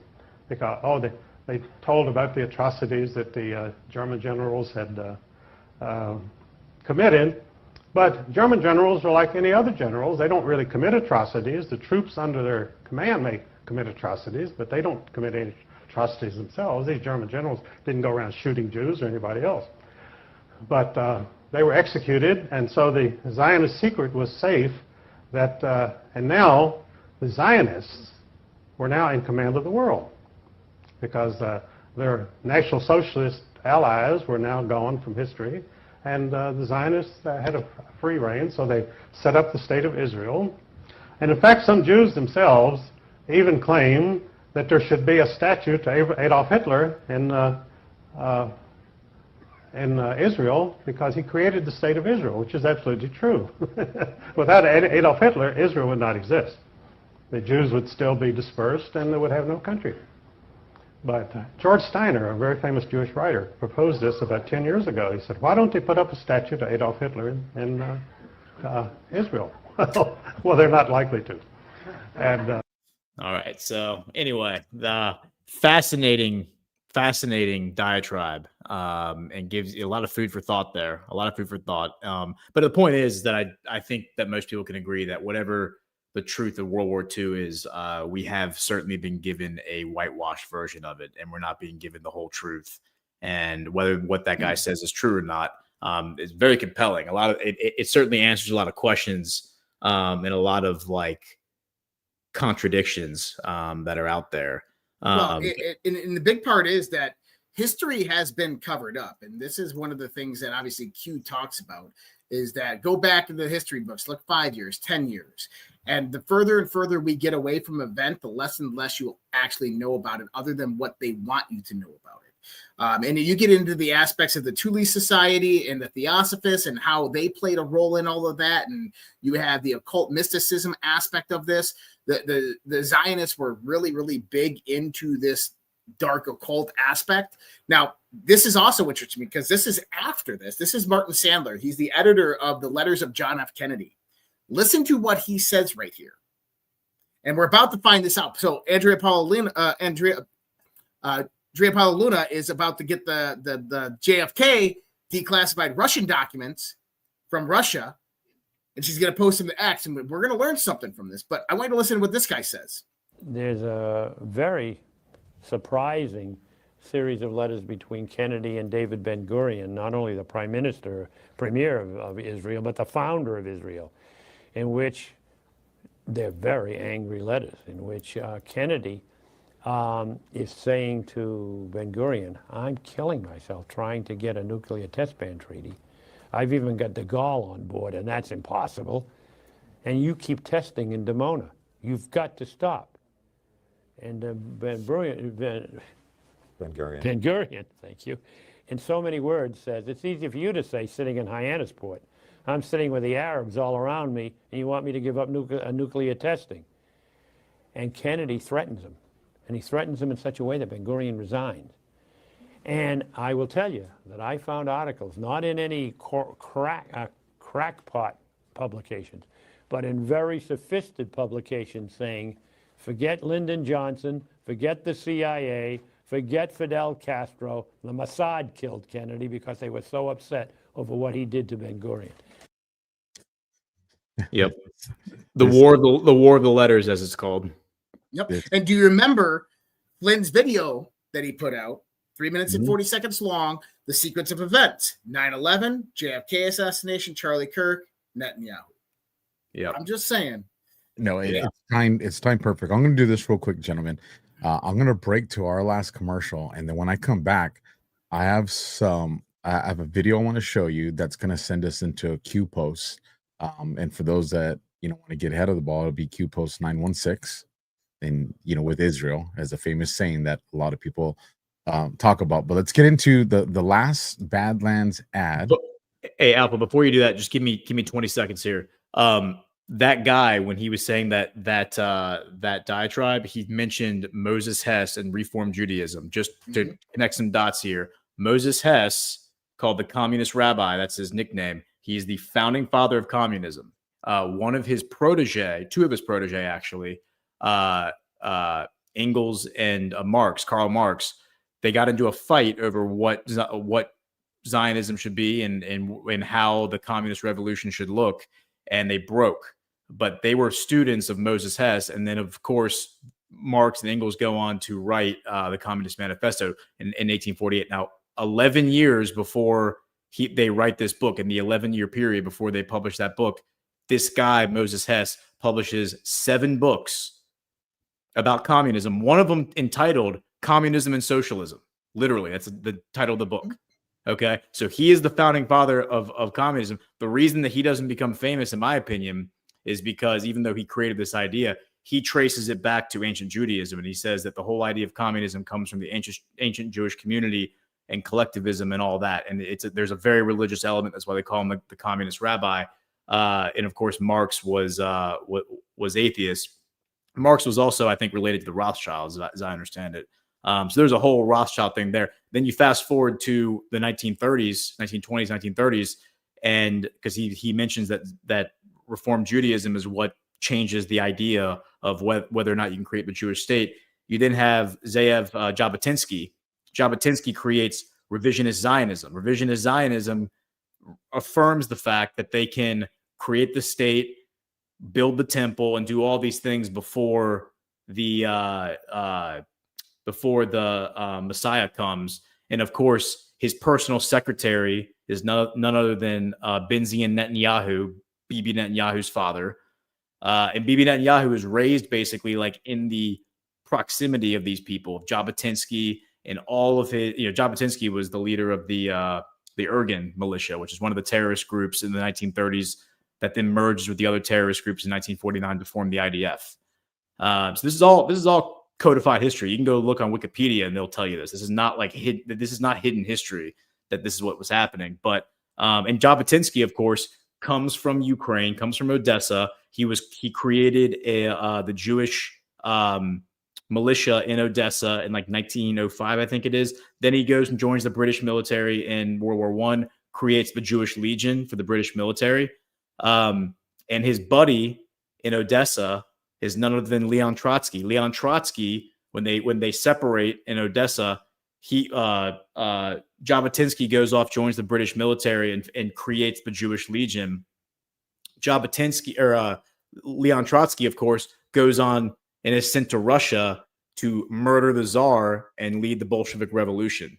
And then, of course, he ends up in Mexico and trains his protege because he's exiled by Stalin, trains his protege, who then moved to New York City in the 1940s, 1950s, 1960s, and they raised their children to become the neoconservative movement in the 1970s. Well, without even knowing it, you set up the conversation to where I'm going to be going exactly with the certain group that you brought up, a certain time frame that you brought up, and you guys are going to like it. Do us a solid, you guys. If you're enjoying this show, if you're loving this show, leave a comment, smash the thumb, hit the heart, leave a like, and more than anything, share.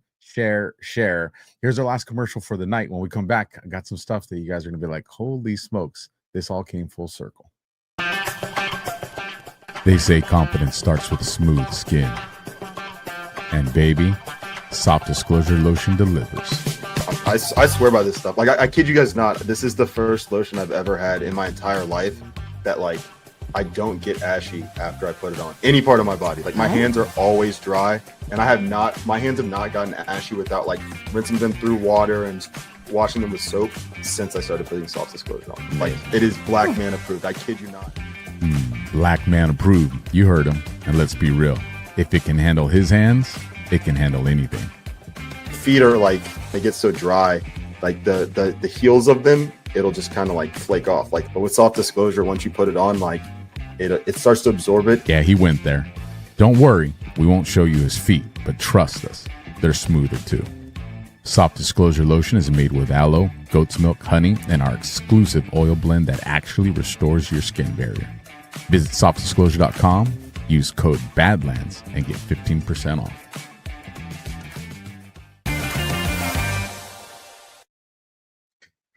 That is softdisclosure.com, promo code Badlands, get your 15% off. Cam Cooksey approved on that. So I'm going to bring this up to kind of set the conversation, because this is the one that people routinely talk about. This is 9/16. It's March 10th, 2018 for the date. And I'm going to go straight to, well, here, I'll just read the whole thing because it ain't very long anyways. It's quoting an old post. And it says, whatever happened to this Pakistani guy who worked with the DNC? The president asked in an interview published Thursday by the New York Times. A grand jury in August returned an indictment, the U.S. District Court for the District of Columbia, charging Awan and his wife, Hina Alvi, with a total of 4 counts, which included federal bank fraud and conspiracy. Awan has pleaded not guilty to all charges. Whatever happened to them? Trump continued. With the 2 servers, what they broke up into 1 million pieces. Whatever happened to them? And then it goes and it says, what about Iran? Is Israel involved? And then we go to the actual text from the post itself. And this is the one that everybody hears all the time. We are saving Israel for last. Very specific reason, not mentioned a single time. Before I bring up a 15-second clip and a post that I came across, Josh, is there anything you want to say about this particular post to kind of set up this conversation on saving Israel for last? Well, Israel actually was mentioned on the boards again. Israeli intelligence stand down. Awan and the connections. This goes back to the Mossad and the infiltration. No, let's just move forward. We can talk about it. Yeah, and it is mentioned. I have that one queued up right here too. That's a different one. There's like two other ones that mention it. But this specific verbiage, we are saving Israel for last, this is the only one we're going to find it there where it's not a screenshot from the prior one. But here's what I want to show you guys. So that brought me to this. Shout out to whoever Cowboy W2B is. This definitely warranted a follow from me because he did a great job. And he quote posts Dan Scavino and he put, whoa, the music in Dan's video is from Shostakovich Festive Overture. It was written for a concert in Moscow at the Bolshoi Theater celebrating the 37th anniversary of the October 1917 Revolution. The October 1917 Revolution is also known as Red October. Now, just because people put stuff on social media doesn't mean it's true. So I wanted to go fact check everything that he wrote in this post. So before I do that, I want to play this 15-second clip that comes from Dan Scavino so you guys can hear it yourself. So here we go.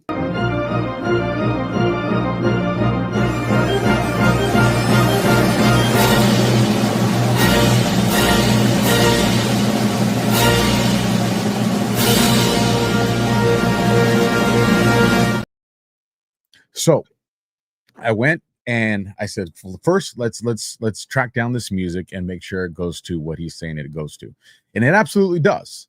Yeah, you can just ask Grok. Yeah, well, I'm Grok is good to assist, but it gets a lot of things wrong. So I still do some things the old school way, or do some stuff with Perplexity because I think it's the most accurate. But I went and I did find the song, and he was correct. It is that song. So then I was like, well, what part of the song is it? It's the ending of the song. That's where this particular part is. And I think that was significant because Scavino's he's playing. And actually here, let me click on Scavino's post. Yeah, he starts with his clock and ends with a clock. So obviously the timing, there's a lot here that's important, but specific to this conversation that we're having, I went and so I just want everybody to know, song's verified. It's the end of the song. Well, then the other part of the post that he puts is that it was celebrating the 37th anniversary of the October 1917 Revolution. So I was like, all right, well, let me go and, research this and fact check it. And that is correct. So then I said, okay, well, it says that the October 1917 Revolution is also known as the Red October. So this was the final data point that I wanted to fact check. And indeed, it is. So I want to read something real quick. I can find where I put it. Here we go. Yes, the October 1917 Revolution is also known as Red October.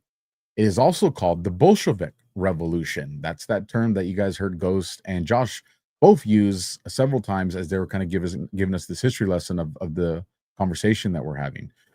It is also called the Bolshevik Revolution and the Great October Socialist Revolution. This name comes from the Bolshevik Red Guards, who led the seizure of power from the provisional government in Petrograd, now St. Petersburg. The revolution occurred on October 25th to the 26th in 1917 on the Julian calendar, in use in Russia at the time. When Russia adopted the Gregorian calendar later, the date became November 7th and 8th. So this is where things get interesting to me, because that's what we use. We don't use here in the States, we use the Gregorian calendar. So one, you guys are talking about the Bolshevik Revolution. You guys are talking about the communism and the socialism. Scavino puts this post, and this post was last week on October 6th. On October 6th, so a week and a day ago. He puts this out there. Obviously, timing here is important. And then when we go and we research this, you have that window October 25th to 26th, if you're going off the Julian calendar, which was the calendar at the time.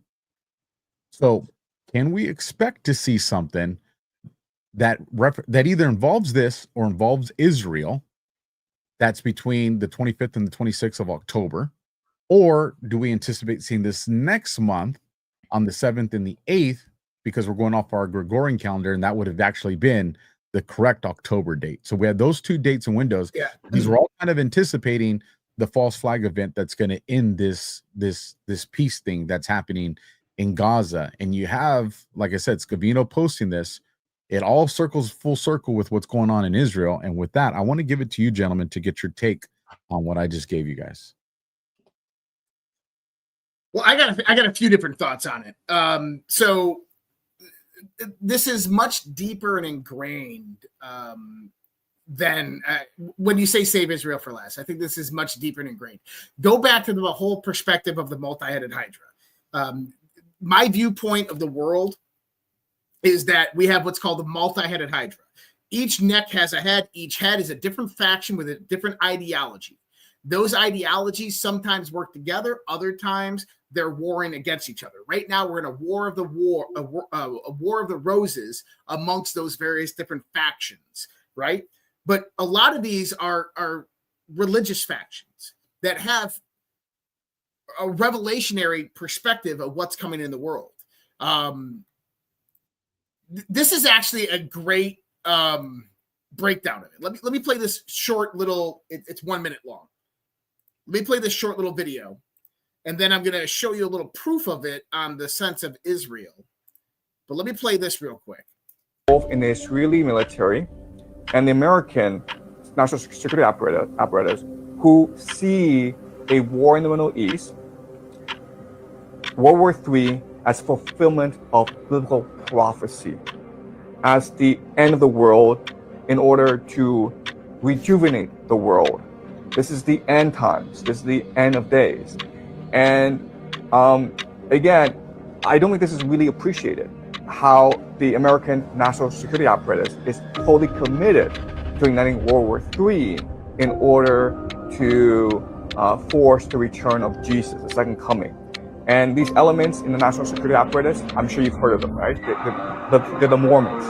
They're the Freemasons.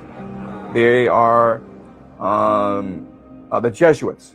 They are a people called the Sephardim Frankists, these extreme religious Jews. Okay, so there are different secret societies embedded with the national security apparatus who all are following a certain script that requires them to start World War III in the Middle East. And once you start a war in the Middle East, then they're able to fulfill their different prophecies, which includes the creation of a world government, which includes the return of Jesus, which includes the arrival of the Jewish Messiah. Okay, so I don't think people really appreciate the eschatological elements, the extreme religious elements underlying this conflict in the Middle East. Okay, so that's one. Now you got to go to Bibi Netanyahu right after he took power, right? And so if you guys remember, the prior president was assassinated in Israel. And this is how Bibi Netanyahu actually came into power. Well, this is Bibi Netanyahu meeting with Rebbe Kaduri, who's one of the I think he's a Mezeran Rebbe. But listen to this.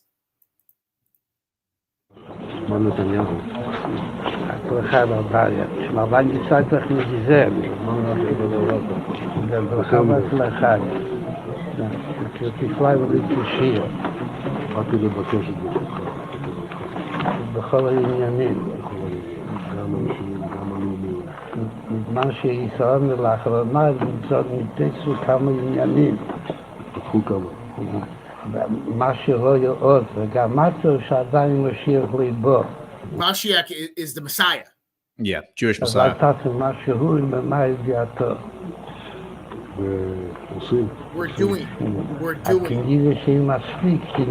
היום כבר כמה שעות בגלל ועדיין ליבו, אבל יש את כמה שעות אבל יש להשתדל גם היום. ובשורות. Now, many people just say, oh, they're just joking around. They're being serious. Bibi Netanyahu is saying, we're trying, we're doing it.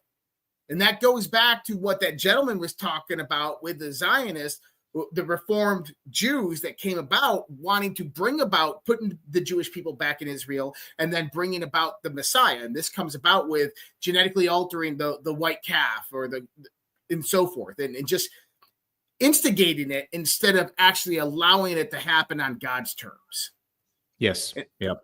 Right. So this is what I think is meant for saving Israel for last, because if we look at what just happened in Israel, you just had Benjamin Netanyahu forced to call Qatar and apologize. Yep.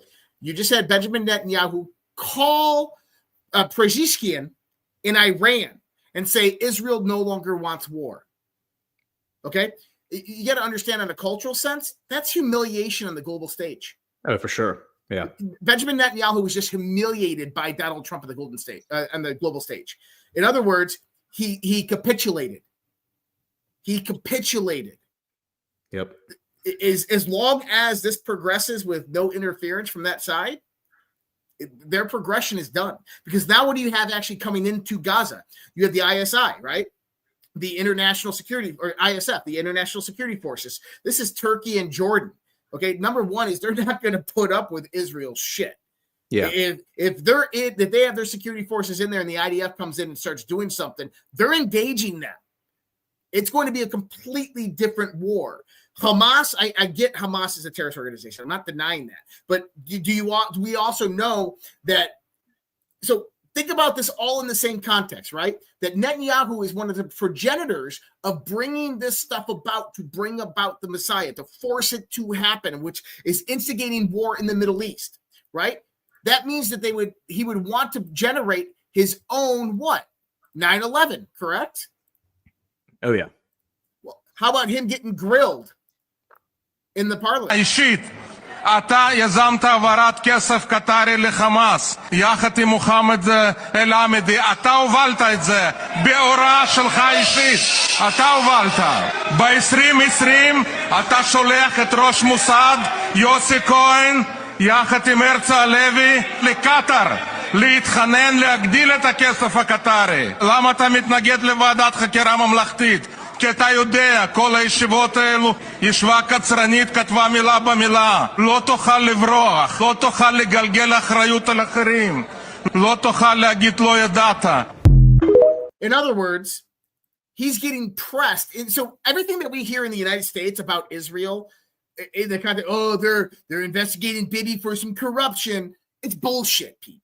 You're getting fucking diluted news here in the United States of America. In other words, they know that Bibi Netanyahu gave a stand-down order on October 7th, that there's no way that Hamas was allowed to come over, that Bibi Netanyahu funded Hamas with $30 million through Qatar. So Laura Loomer over there going, Qatari money. She's actually talking about Bibi Netanyahu through the Mossad giving Qatar $30 million, which then funded Hamas's operation to come over into Israel. Why? Because they needed a 9/11. We say that, is because, Bibi wanted to secure his power. Yes, he wanted to secure his power, but they needed this in order to instigate a larger front. How do you connect Hamas?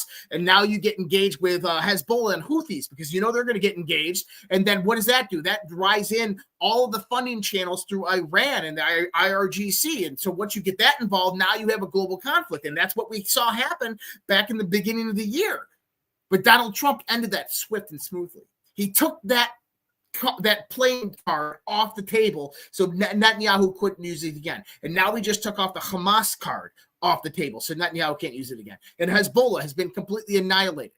So the thing is that Israel's enemies in the Middle East to promulgate world war are slowly being reduced to nothing. The only ones that they have left are Turkey, are Egypt, which those are U.S. allies. And this is why Donald Trump came out and did Article 5 partnership defense cooperation agreement with Qatar.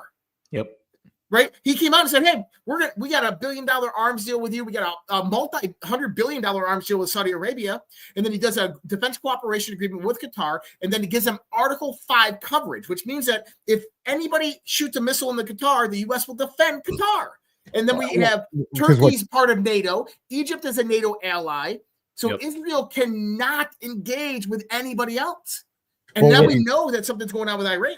Well, what's going to happen is because the cannot is something that they're not going to subscribe to. They're allowed to buy time, but these moves that you're talking about, Trump is making. So when Bibi or Israel reacts, it's going to be more overt, and that's what he's doing. He's forcing these moves to be overt. That way, the court of public opinion continues to shift, and we saw that. And Ghost, you played this video. I think I've seen a couple of people plays where Steve Woodcock is talking, and everybody starts booing Bibi. And it's because all these moves that are being made are being brought to the surface, and people are recognizing them. It's the theory that you have. And then the protests in Tel Aviv. 100%, and that's why, Ghost, when you had said that Trump wants Bibi to remain in power as long as possible because it facilitates these optics, I absolutely believe that, because he's doing exactly what he needs them to do. He's shifting that court of public opinion. But here's the thing is we now are on a time schedule because you had the hostages that were released. So that created the clock started ticking, and we got all 20, and I think there's like one that's deceased that they're still waiting for, or something like that, or 8. They're waiting for the dead to be returned. All 20 live hostages have been the returned. living ones are back. Yeah. For everybody out there talking about all the women were killed, that's bullshit. The women were released like 2 years ago. Yeah. They're waiting for the return of the dead bodies right now. Yes. And so the next deadline, do any of you guys know what the next deadline is for them when they have to move to the next borderline? Well, so from here, they have satisfied, as I understand it, they've satisfied the first phase 1. So phase 2 is now the ISF is going to come in, and they're going to start taking over the duties and responsibilities that the IDF have been carrying out.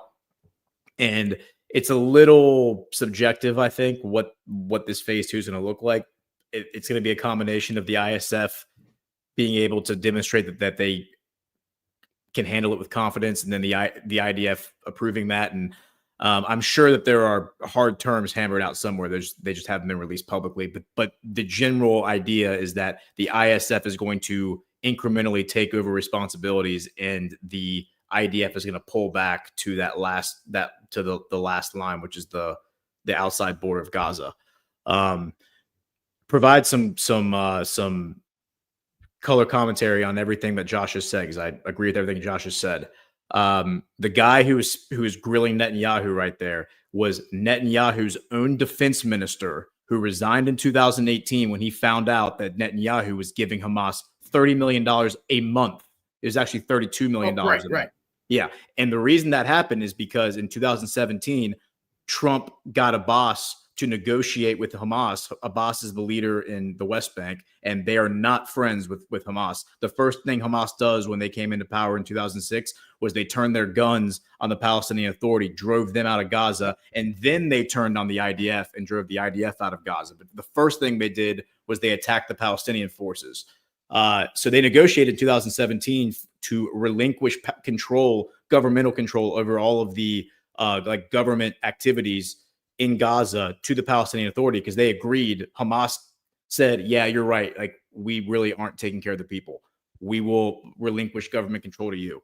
So Abbas in March of 2018 sends his prime minister in an armed convoy into Gaza to negotiate the final terms of how it's going to look. And Hamas attacks the convoy and tries to kill him and blows it up, almost kills him. So then Abbas says, you know what? Screw it. We're done with y'all. You can starve to death. We're not going to give you any more of our tax money, because the way it works in Israel and Palestine is Israel collects all the tax money for Palestine. They give the tax money to the West Bank, and then the West Bank gives Gaza its cut. So they said, we're done. We hope you eat each other alive. We hope you starve. Goodbye. See ya. And then, the people will overthrow Hamas, and the problem will take care of itself. And that was when Netanyahu said, we have an opportunity here. Let's prop up Hamas, keep them in power, because obviously between these two groups, Abbas is the peace-seeking entity, and Hamas is the militant entity that wants war. So we want that entity to take over. We want them in control, which is why Netanyahu, as the guy in that clip explains, goes to Qatar and says, give me more money. The Qataris give him the money. This is what the investigation is all about right now, Josh. The investigation, the Shin Bet figured out last year that like Netanyahu did this. Netanyahu said it was the Qataris. The Qataris are the ones who funded Hamas and funded October 7th. And the Qataris came out and said, whoa, baby, we gave you that money. And they got the receipts. Yeah, we don't know what you did with it. We gave you that money. It was you who then put it in briefcases, walked it into Gaza, and then gave it to prominent families with connections to Hamas to make sure it all got to Hamas. That's how it all happened. That's why the whole Israeli like political landscape is falling apart, because this is all playing out like right now over there. Now going back to the Rebbe Schneerson, that clip was from 1990.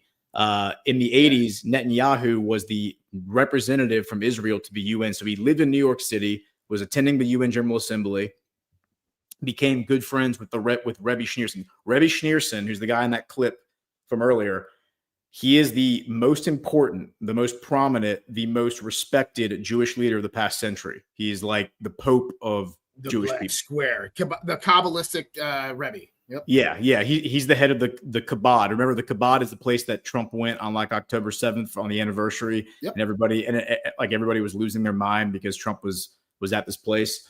So the Rebbe is sitting there reminding Bibi, because Bibi in 1988 leaves the UN. He goes back to Israel. He starts his political career in Israel, is the deputy foreign minister. And so he comes back to New York City in 1990. He goes to the Chabad. He's speaking to the Rebbe, and the Rebbe is like, hey, don't forget that Moshiach is coming, and you have a lot of work to do to get things ready for him. And I actually have right here, I have it, share my screen. Here's an article to that point that was written 8 years ago. This is on kabadinfo.com. And the article is written by Bibi Netanyahu's personal rabbi. It says, in a special interview with Arutz Shiva, Rabbi David Nachshon, a close friend of Israeli Prime Minister Benjamin Netanyahu, spoke about Netanyahu's connection with the Lubavitcher Rebbe. That's Rebbe Schneerson. And there is no doubt Netanyahu will win over his adversaries. Quote, but recently and over the years, Netanyahu has been ceaselessly attacked, and I felt the need as a personal friend to come and encourage him, Rabbi Nachshon said. Rabbi Nachshon. What? Oh, man. What? You there, Alpha? Is the show still working for you guys? Yeah. Yeah. Okay. It looks like you guys keep doing this. I'm going to figure something out. Okay. Rabbi Nachshon brought Netanyahu to meet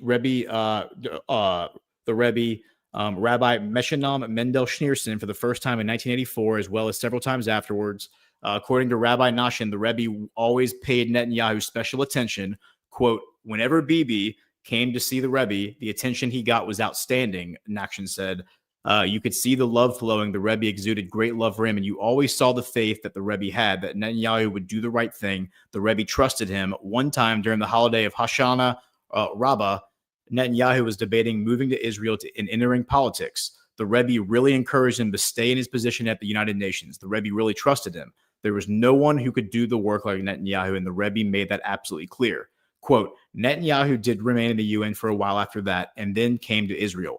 When he told the Rebbe that he was going to move to Israel, the Rebbe sent him a warm letter through myself discussing immigration to the Holy Land, encouraging him. Around that time, I brought Netanyahu to the Rebbe in honor of his upcoming immigration. It was in the spring of 1988, and the Rebbe told him some things very explicitly, as if they were a prophecy. He spoke to him about the future, about what Netanyahu would go through when he arrived in Israel. Quote, the Rebbe told Netanyahu that he would have to fight with 119 people, talking about the Knesset. But you certainly will not be concerned because God is on your side. Then the Rebbe gave him a blessing from that first moment until today. We need to take that video and use it to remind us. Sometimes I show it to Bibi and remind him that here, this is a prophecy from the prophet of our generation. And he's talking about exactly the situation you're in now in Israel. Rabbi Nachshon also recalled that Netanyahu thanked the Rebbe for the many opportunities you gave me to come and receive help from you, to merit receiving such great emotional assistance like what you've given me, but not just me, all of Israel. And then there's been a number of posts, it goes on and on, but there's been a number of posts that Netanyahu has done over the past 3 years where he's been like posting Schneerson, he's been posting a picture from that very video that you shared saying, I don't forget what you have said, Rebbe. I'm always thinking about you. And then last week, Ash and I, we did a special on Badlands where we had on a guest, Eric Rice. I'm glad you mentioned the Jesuits earlier, but he came on and he was talking about the Jesuits. He mentioned he lives in Texas. He actually was invited by his Zionist friends to attend a dinner hosted by the Temple Institute. And he said at this dinner, they were talking about the red heifer situation. And he said at this dinner, the people that were there, you would recognize them. They were like the powerful televangelist TV pastors were all there. Big money, lots and lots of money at this dinner. And pretty much they were doing a fundraiser for this whole red heifer situation. And the idea, of course, Josh, is that they don't have time to wait. They don't have time to wait for God to birth this perfect red heifer. It can't have more than, I think, 3 non-red hairs on it. So they started in Texas. They started genetically cloning them. Yeah, they genetically cloned like dozens of them, and then they picked the best ones. And like 3 years ago, they sent them over to Israel. And then in Israel, they were keeping them, and then they actually burned them this past July. Now they said initially they were like, none of these heifers are good, so we're not going to do it. This is just like this is a trial run. Here's the picture of them actually burning the red heifer on the Mount of Olives. They said this was a practice run, but then this guy, Adam, I think his name's Adam King.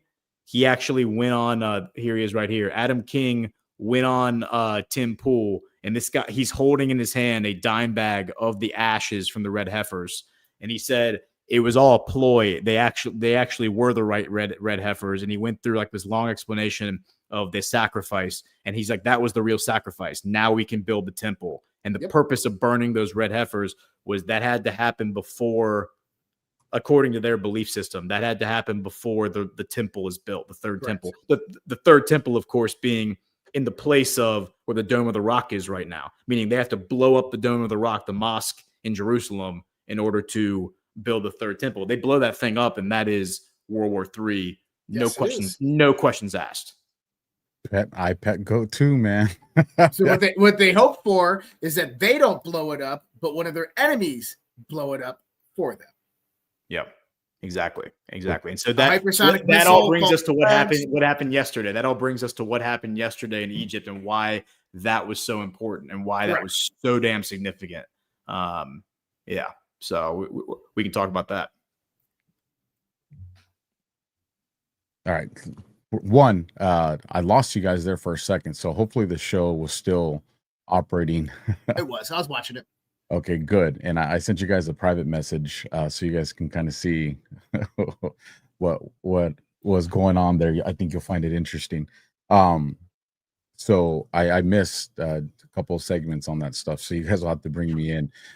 I do want to make sure that we cover what happened Q After Hours. Let's do it. Yeah. We had Brad on, but I also want to make sure that we do have a bow on this conversation too, because we're going to hit that 2-hour mark right now.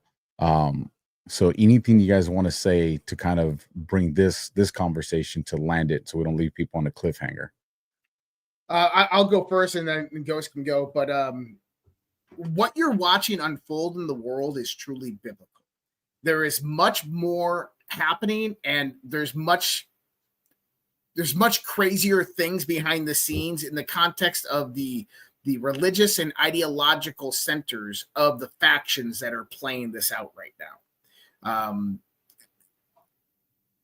I bet most people didn't know what the hell we just talked about, right? But once you start to see it from that perspective, now the actions of these world leaders begins to make a lot more sense. Like, oh, well, maybe now it makes sense why Netanyahu is doing what he's doing. There's another scholastic interpretation that's like, Netanyahu is dead set on getting the whole world to hate him. He wants the world to hate him. That's the whole point. He wants the world to hate him because in the end times, Israel goes to war with the world.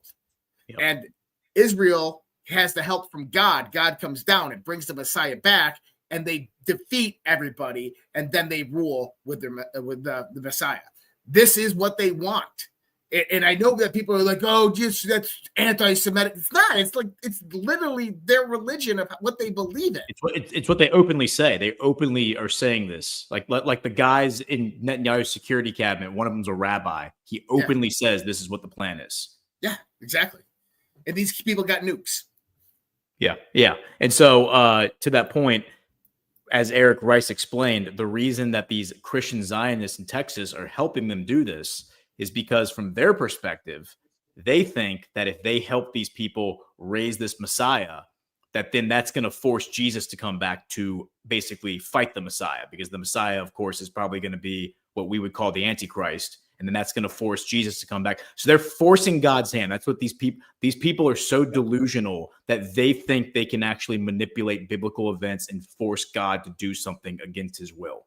That it is very, very like scary that there are people that actually think this way, that they think that they can control. And they God. are in the highest positions of power in the fucking world.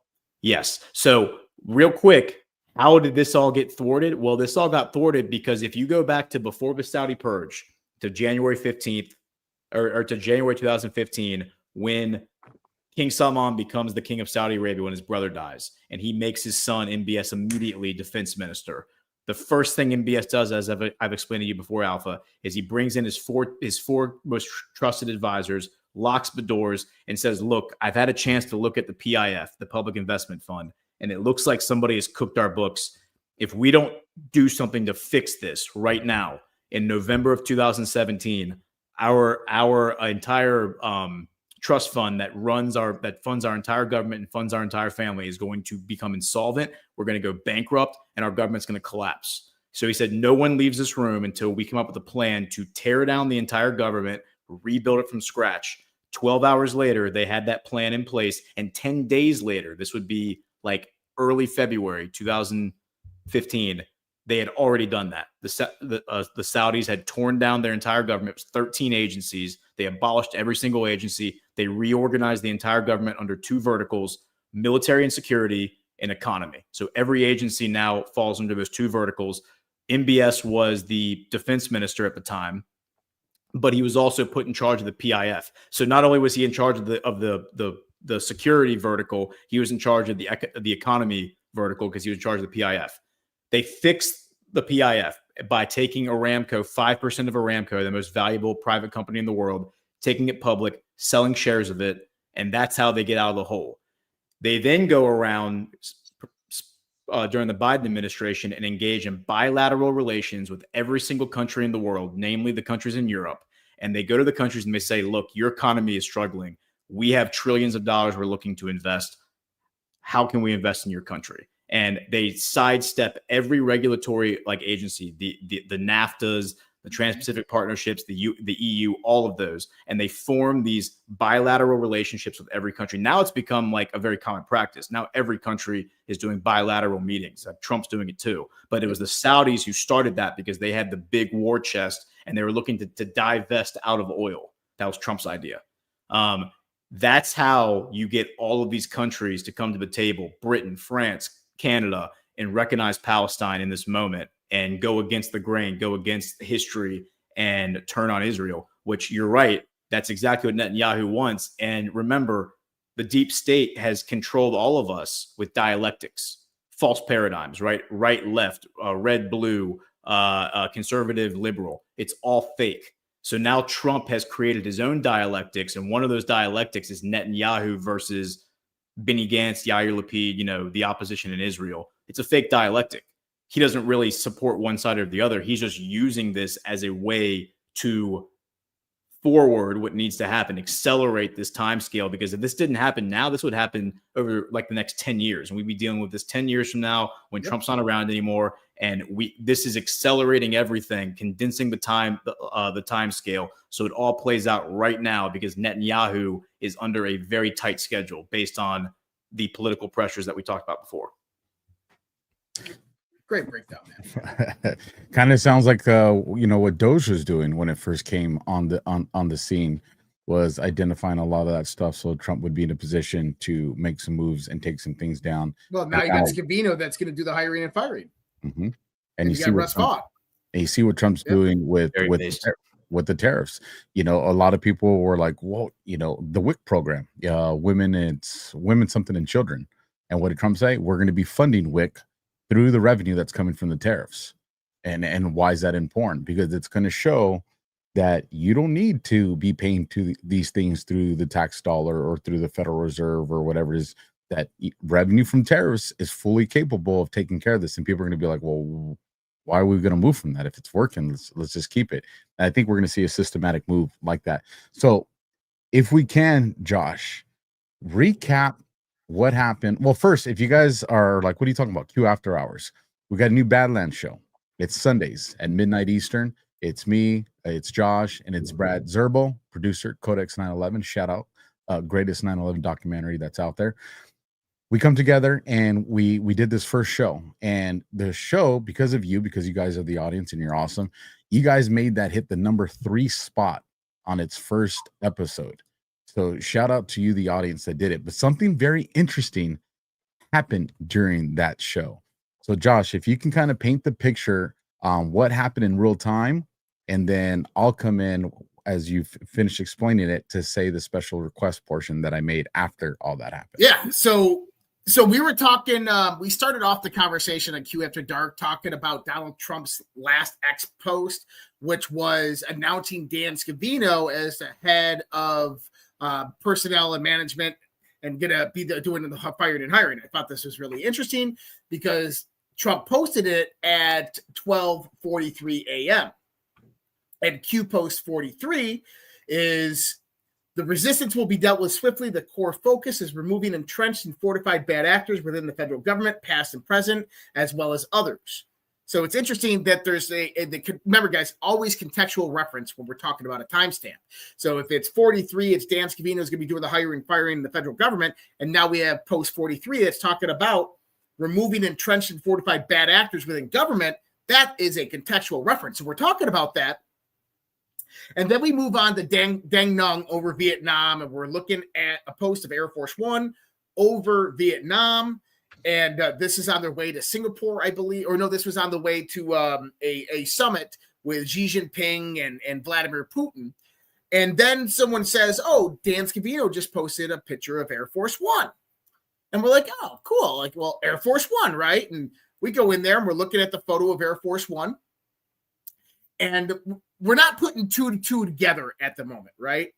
And during this whole time, I talked about Trump being safe in Egypt, and I hoped that he was going to be safe. I went and did this occult breakdown of a ceremony a few days before.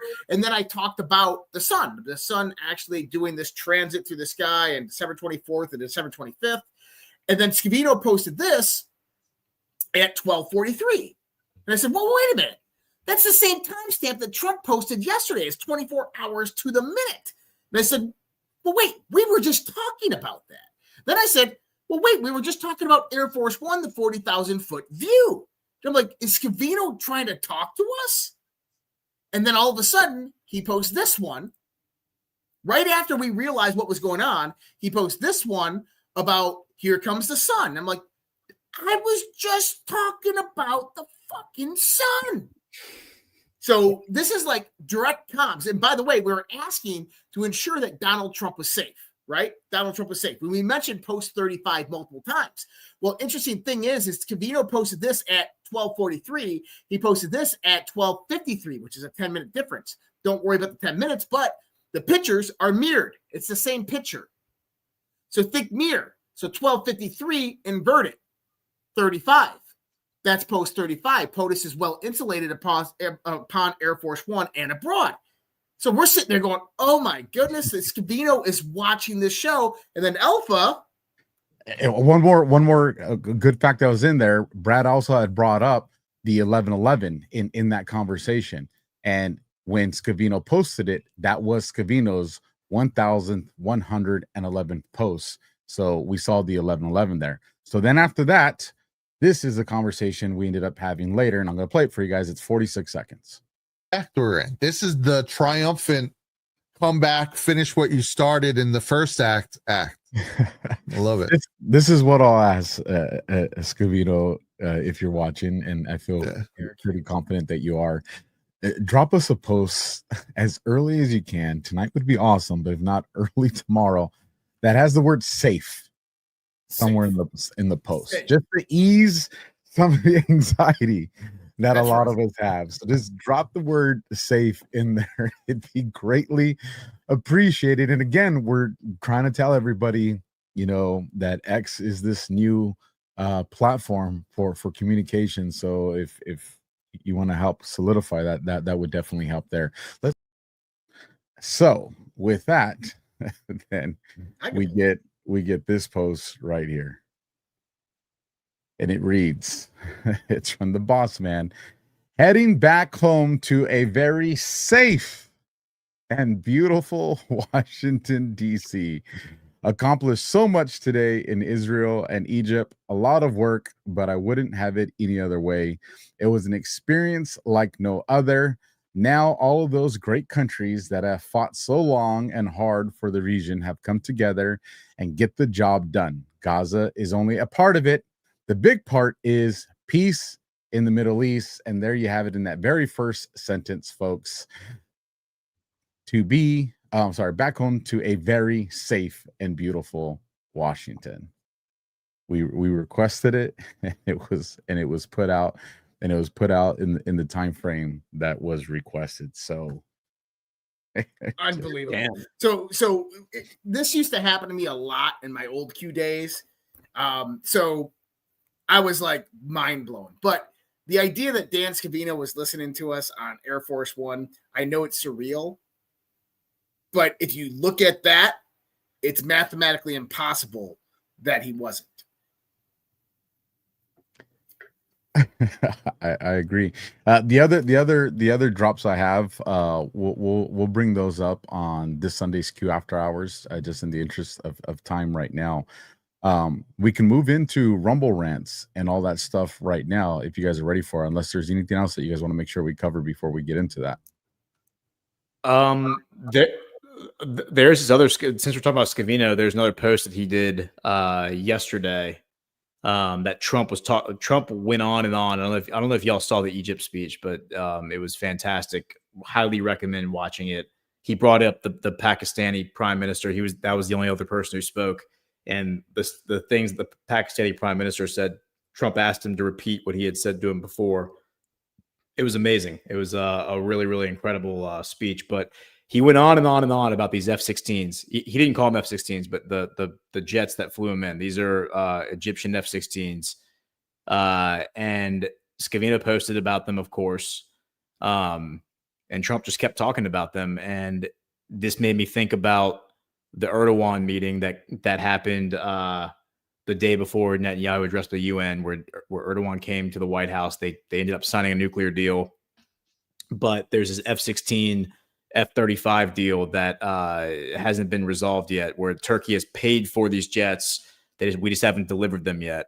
I think we probably actually have delivered them, but the narrative is that we haven't delivered them. And I think this all has to do with Syria, because the move at this point, it seems that a lot of people are speculating, like Colonel McGregor, people who have a bead on military happenings, are saying that a move against Iran is all but a certainty. Like there's going to be a war against Iran from Israel's perspective. And I think that the forcing function to stop that is Turkey. I think Erdogan, like interceding in Syria to stop Israel from going after Iran, is probably the play. And these F-16s and these F-35s that we're supposed to be sending them, I would imagine that they paid for years ago, I would imagine are going to be a part of that. The one marker that I'm pretty confident we will see before that happens, and I really do believe we're going to see something like that happen, Ghost. But in order for them to increase the opportunity of success in that operation, you have to have some type of destabilizing event occur inside the United States or in close enough proximity to the United States that has a destabilizing effect on us. And I think the second we see that marker, I think what you just described is what we're going to see immediately following that. I'm talking within, if not the same day, within like 24 to 48 hours. That's how fast we'll see that happen. But you got to have a destabilizing event in the United States before that kicks off. Yeah, I would agree with that. Agreed. Yeah. All right. Do you think that's 11-3? Do you think that's 11-3? That's a good point. watch Sunday night, folks. There's some stuff that we didn't get to tonight that we'll address it on Sunday. You just remember what Josh talked about right now. One post and then another post exactly 24 hours later. And on Sunday, I'll be showing you how that just happened again with two very important people in the movement. I think you guys will look forward to that. What were you going to say, Ghost? I was just going to say, like, yeah, it wouldn't surprise me that a narrative comes up where it's like, oh, Hamas is now in the United States and, you know, doing terrorism. And they've been seeding the idea that Al-Qaeda or some sort of radical Islamic element is going to conduct a bunch of attacks. And they have foreknowledge of it. They're not going to be able to stop it, of course, but they're just letting us know it's coming. And it's just like, come on, guys.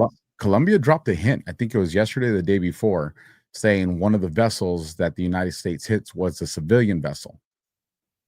I don't know if you guys caught that headline. Yeah. The same guy that I was talking about the post earlier about Machado. Yeah, that was Gustavo Petro, the president of Colombia, said that.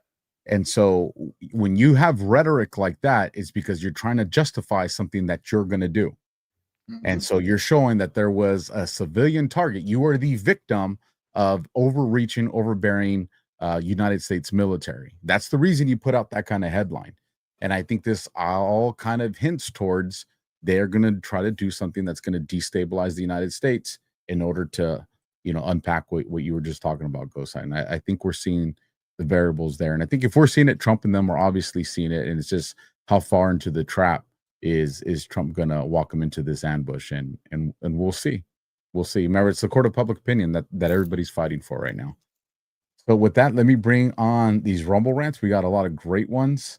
So actually, I'll start off with the super chat that came over from YouTube first. Jesse James, $9.99. Great show, gentlemen. Thank you for your services, and thank you for holding down the fort over there on YouTube. It was a pretty good size audience that's over there right now, you guys.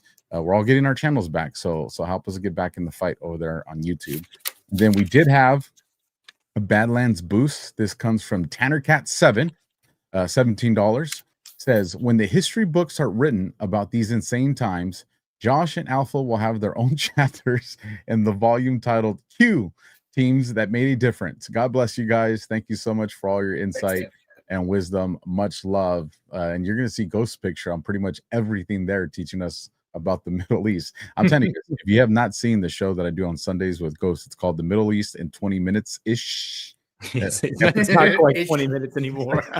I'm gonna have to put that little ish on the thumbnail, but it's phenomenal. And it's a way, there's so, as you guys can tell, there's so much information that's going on there, especially with this particular region of the world, that if it's hard for all of us to have the time to invest in that. So this is a show where Ghost puts it to us real quick to kind of give you the headlines and a summary of what's going on. And then if you want the in-depth review, you go find Ghost Substack right here on Badlands, and you can get that stuff.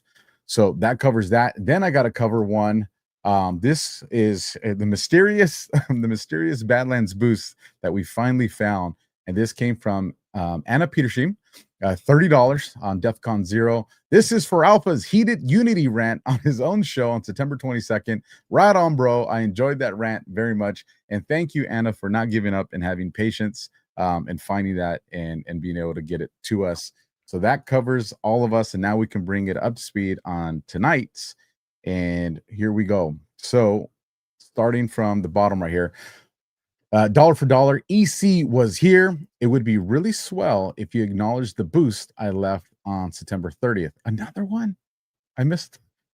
All right. So EC, take a screenshot of it and email it to me.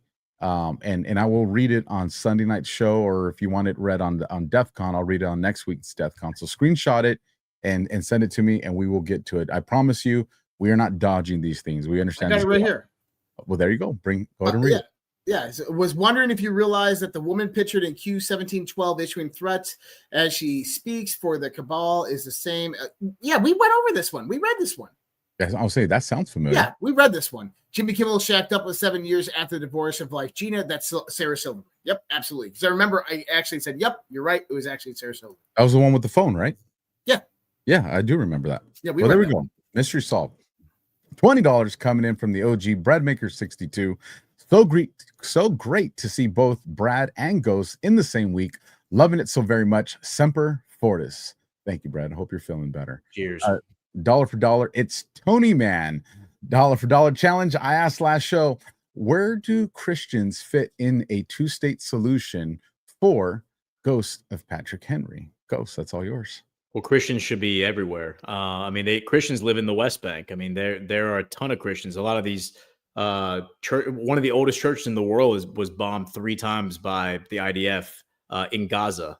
A Coptic church that was built in 600 AD. It's 1400 years old. It's one of the oldest churches in the world, and it was bombed 3 times by the IDF. And then we've heard reports about these churches being bombed in the West Bank. There are Christians that have been living in the West Bank ever since Israel was founded. The population of Jerusalem was 85% Christian all throughout all the Muslim occupations for centuries and centuries and centuries and centuries. It was only until the past 30 or 40 years, ever since the IDF has occupied the West Bank, that the Christian population has declined significantly. And a lot of that has been, there are awful stories about these villages in Bethlehem that are all Christian being besieged because they boycotted the Israeli government. They boycotted Israeli companies. And so the IDF would go in there and they cut their electricity, they cut their phone and communications, and then they just starve them out. And the people would have to come out after months and basically beg for, their surrender. And then they'd have their homes taken from them. So it's awful what's happening, but it's really important to understand how many Christians have been persecuted by the state of Israel. That sounds like totalitarianism. Yeah, because it is. Because Israel is a fascist country. It's a fascist government. It always has been. And they say they like Christians, but they really don't. And that's the real history. So, and Palestine, by the way, has lots of Christians there, and a lot of them have left because the whole area is just very unsafe. But it's not that they're not welcome there. They certainly are welcome there. There you go. $20 from Nor Deplorable. Rock on, Anons. I can see the finish line. $20 coming in from Josie Flanagan. No rant, just much thanks for all your time and efforts. Appreciate it. Yins. 17 coming in from Tanner Cat 7. You guys are rocking. You keep hope alive. Much love and respect. Remember that, folks. Never lose hope and never lose purpose. Those 2 things and we'll be successful. $2 from Susan DeBello. Did you read on the Fed bust announced tonight seizing $15 billion in Bitcoin yachts, Picasso, and a city block in the city of London by a Chinese national? Is that the CCP to the cabal connection? I'm not familiar with that headline. I don't know if you guys are. I knew they busted like 72 million worth of Bitcoin, but I didn't hear 15 billion in Bitcoin. I don't know about the connection to Picasso and the city block in the city of London. It was transnational, though. It was a transnational criminal organization. But that's, yeah. Susan, if you got that, tag us in it and on X. Yeah, I haven't heard this story. That's interesting, though. $20 coming in from Cheryl Hopper. Thank you, Alpha and Josh, for giving us such an informative and awesome show. And Ghost. Cheers. Ghost gave us a massive history lesson tonight. He was the human encyclopedia tonight, and I absolutely loved it. Ghostopedia. Dude, Alpha's been telling me for months that we need to do, he's like, I need to get you and Josh Reid on a show together. And I'm so glad. When y'all started the show and I started watching, I was like, holy shit, you're right.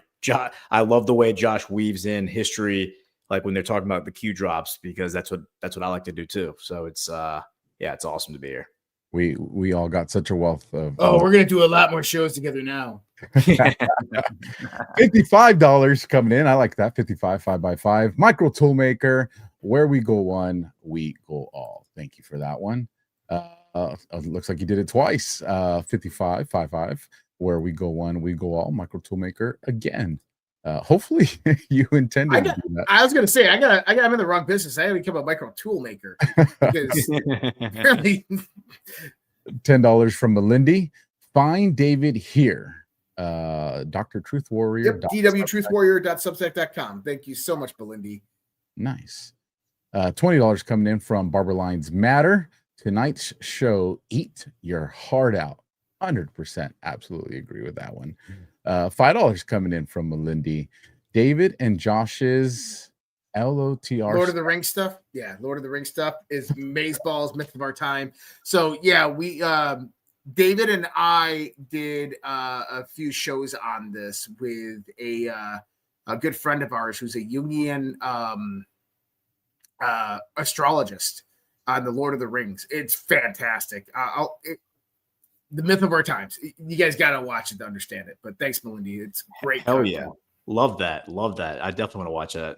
You're all going to make me watch the Lord of the Rings. You guys, so many. You've never seen the Lord of the Rings?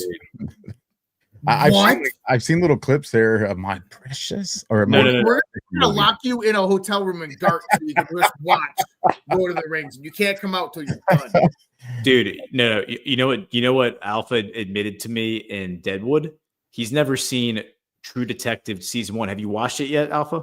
So I have been watching it. And that's insane, bro.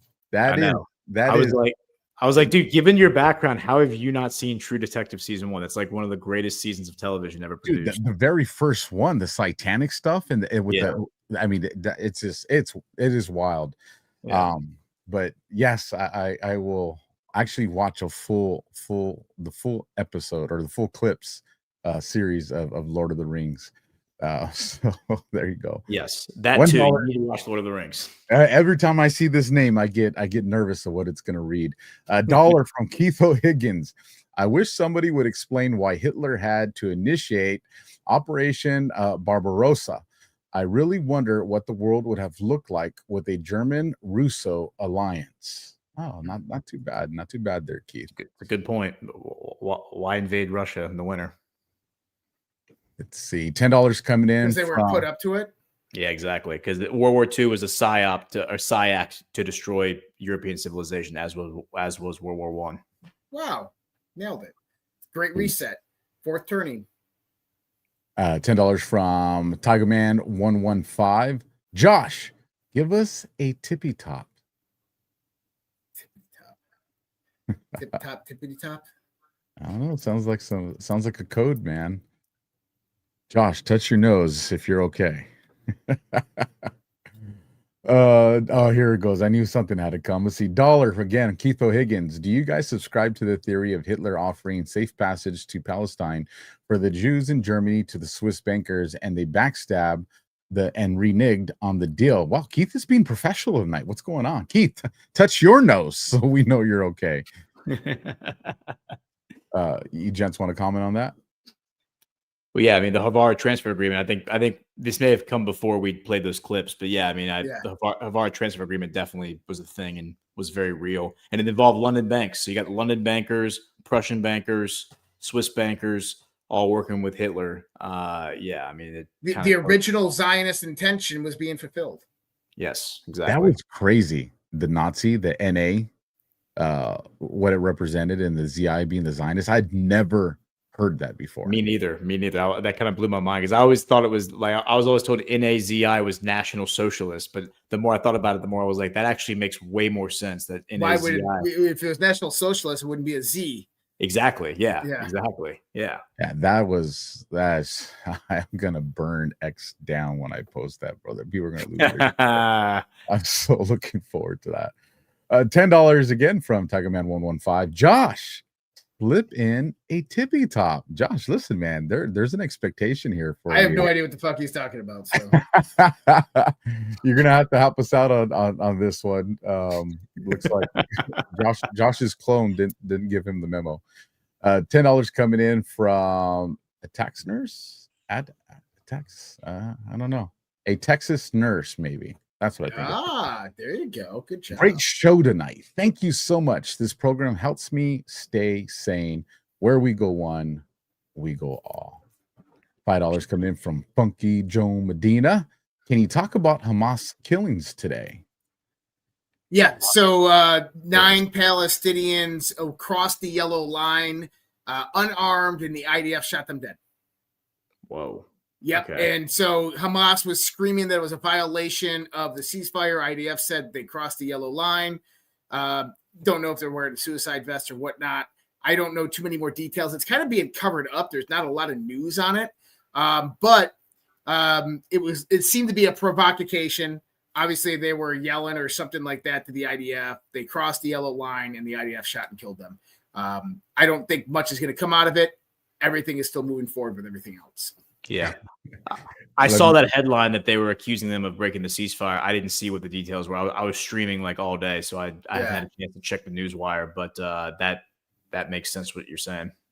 Ghost needs the blue mushroom pills right now. You can be fading out with that brain fatigue. Yeah, right. Not a rumble rant, but in the chat because it's funny as hell. Rory McGill 78 Alpha for real. Fuck the Lord of the Rings. Watch the first season of True Detective because it's what you know already, and you'll go wow, bros, because it's the truth in plain face. That was. Oh, you're not going to read Keith O'Higgins? I'm going there. Here it comes. Dollar for dollar with Keith O'Higgins. So a rabbi paid Bibi to be the fluffer to make them fucking Keith. Here to it make is. the Messiah come quicker. Old school porn. Ove. Don't be making me do blasphemy type shit, Keith, man. All right. You'll only read profanity like that for over $5. Yeah, man. For $1, you got. Come on, Keith. $5 from Jen Quintrell 1776 for Ghosts for laying down knowledge in a way that makes sense. You rule. Thank you. And yes, he absolutely does. Ghost Cheers, Market. Jen. Cheers. $17 from Miss Rhea Freedom Fighter. I hope you're working out. Love and support. This shit is crazy. Thank you for walking us through these crazy times. Heart. Thanks, Miss Rhea. $1, Miss Rhea Freedom Fighter. Alpha, did you finally get new headphones? Good for you, buddy. I did. These are absolutely new, comfortable. They sound great. Very light too. $10 from FTW. I don't know if that's Friday, Tuesday, Wednesday, or Fuck the World. 1976. Love this show. BB Puppet Masters will make him a perpetual victim for the world stage. With peace, will have no choice but to false flag. His humiliation could also be a ritual. God bless you guys. Ooh, remind me ritual before we end. Yeah, and by the way, Josh, write this down. The 47-second mark of like those 2-minute clips of the Wickoff speech in Hostage Square. If you go to the 47 seconds in and you pause it, specifically on like the RT feed, but any of these videos circulating, you'll see all three of them, Wickoff, Ivanka, and Jared Kushner, all laughing at Bibi Netanyahu. And it's like that right there is the signal. Like that was a humiliation moment, I think, for Netanyahu. Like the whole world is like he's being humiliated in front of the whole world. Wickoff's letting it all marinate, and the three of them all just start laughing because he's being humiliated. So that's like the signal. Interesting. All right. $1, Keith O'Higgins. Don't be surprised with a Friday Halloween scare event. The markets won't be able to stabilize or correct till Monday, November the 3rd. Just saying. All right. Eyes on those days. $1 from Angie K. I tagged y'all on X. You really should get notified of Cash and Dan posts. I do have the notifications turned on for them, but it doesn't always work. If any of you have done the little bell. $10 from Difo. I did a basic search for 616 and I got like 3 pages worth of Q proof confirming the F-16 GJT posts. Check it out. Interesting. I will. Thank you. $20 from Tiger Man 115. It's a damn good show. Oh, yeah, I agree with that one. Cheers. Again, $1 for dollar, Tiger Man 115. Josh told me to fuck off earlier, and I apologize. I asked him to say tippy top if he accepts my apology. Oh, you know what he might. So he's on a different account, but I actually blocked him. I told him to fuck off, and I blocked him on X. But tippy top, there you go. You happy? He's referring to the fact that the Anons were asking Q, I think like in 2018, hey, get Trump to say tippy top to prove to us that that this is all real. And then on Easter, he was standing next to the rabbit, like the giant rabbit, with the glasses on, and he said tippy top, and everyone was like, "Holy shit!" Yep.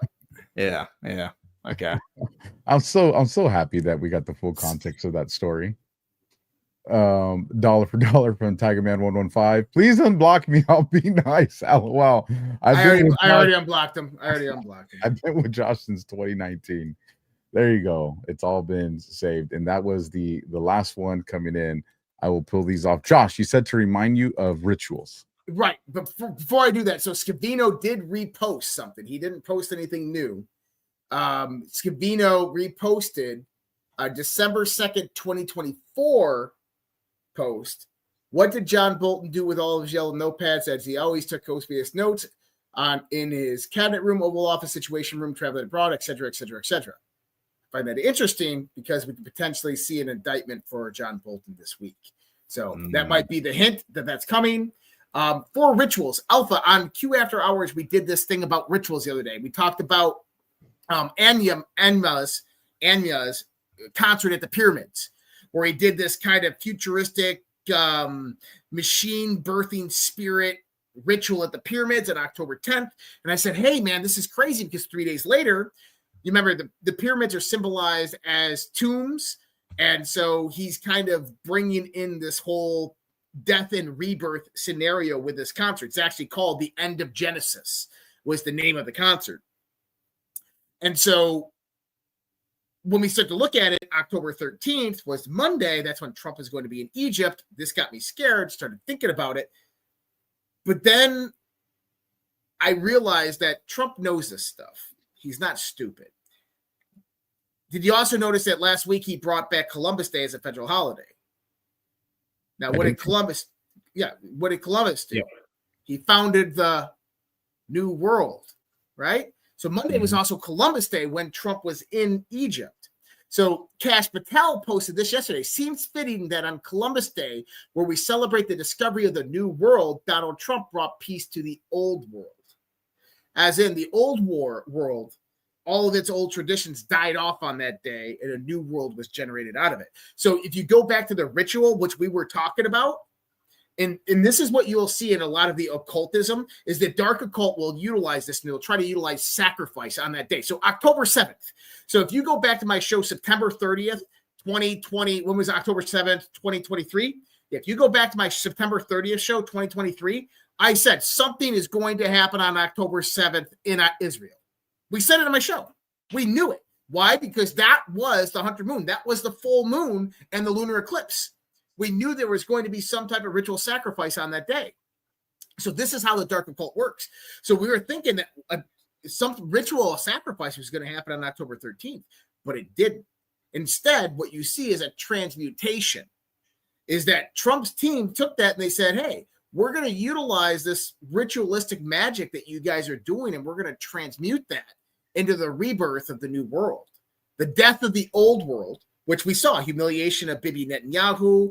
All of these new alliances are now forming, and the rebirth of the new world. So I look at that as a ritualistic aspect of what kind of happened there. Is that instead of the ritual sacrifice of Trump potentially getting assassinated, we see it converted into something that's moving towards global peace. That is interesting, considering that they did 9/11 to kind of start that new world order with, the Patriot Act and all that. And that's kind of been the status quo. And then you have Charlie Kirk's death this year on September 10th, which kind of overshadowed that. And you've seen the shift in unity and Christianity and all that from that. So it's almost like what you're saying, they're readopting these timeline markers, inverting the inversion, so to speak. So we did have one more Rumble rank that came in, and it's special because it's for Ghosts specifically. $17 from Tanner Cat 7. This one's for Ghosts. So glad you mentioned that Witkoff, Jared, and Ivanka laughing at Bibi. Historic. Cheers. Yes, it's very notable. It's very notable because Jared gets a lot of hate. Like they all think that he's some sort of a lapdog for the cabal, but I see it very different. But that's a story for another time. 100%. Yeah, and I saw somebody in the chat mention y'all didn't talk about. Can we hear more about the Knights Templar? We'll do that another time as well. But I heard you mention the Knights of Malta, Josh, and the red shield of the Knights of Malta. We talk about that on Breaking History all the time, and Matt Eric, my co-host, brings up the yachts. Oh, Matt, that's awesome. Yeah. He's my co-host on Breaking History, and he brings up the pictures of the Rothschilds' yachts, and they're all flying the Knights of Malta flags off the back of their yachts. And of course, Rothschild is German for Red Shield, and the Knights of Malta was a creation along with the Templars, but for the Crusades. So, well, it's a lot of the Templars deviated to the Knights of Malta, the military order of the Knights of Malta, after exile, in 1307, on October 13th, Black Friday. Many of them went to the Knights of Malta, but a lot of people proclaim that the Rothschilds infiltrated these groups in and around the late early 1800s. The same time that we were talking about the Sabbatean Frankists, that's who the Rothschilds are. The Rothschilds are Sabbateans. Mm-hmm. So this is where the infiltration into all of these Herdulic orders came about in and around that time frame. It's a really new phenomenon. The Rothschilds weren't always in those echelons of society. They had to infiltrate into it. And so this is what we talk about with the hijacking of occultism, or the inversion of symbology. So swastika. The swastika is actually a symbol that represents unity of the universe, or unity of consciousness, and it's been inverted to obviously be something very, very negative. And this is what we would say Luciferian or satanic occult orders do, is they invert truth, they invert logic, they invert symbolism, they invert history. That's why the whole leftist paradigm right now is this inversion architecture. Projection and inversion are their main weapon. So we should do a show on that. That would be awesome. Dude, we got to get you on a show with Matt Eric, because he's like, I've done a show with Matt before. He's awesome. Y'all would go wild with the occult, because that's like his specialty. So yes, we need to talk about doing that. Well, with that, gents, do any of you guys have a closeout video? I do. I threw a video in there if you want to. It's the 513 one. All right, awesome. It's a song. You can play it. I'm good with that. Folks, do us a solid. You have always kept DEFCON 0 on the leaderboard. Remember, Q After Hours, you put it on the leaderboard. Let's keep that going. Like, comment, share, subscribe. We appreciate it. Thank you for the time. Ghost, I know you are absolutely exhausted with all the shows that you've done. The audience has been like, we've had Ghost all day, so I know they appreciate you. You guys, again, go find his stuff on Substack. Support this man, because he's a brilliant mind. So with that, folks, thanks for having me, guys. Really appreciate it. Love the show. Appreciate it, brother. 100%. We'll catch you guys on Q After Hours Sunday, midnight Eastern.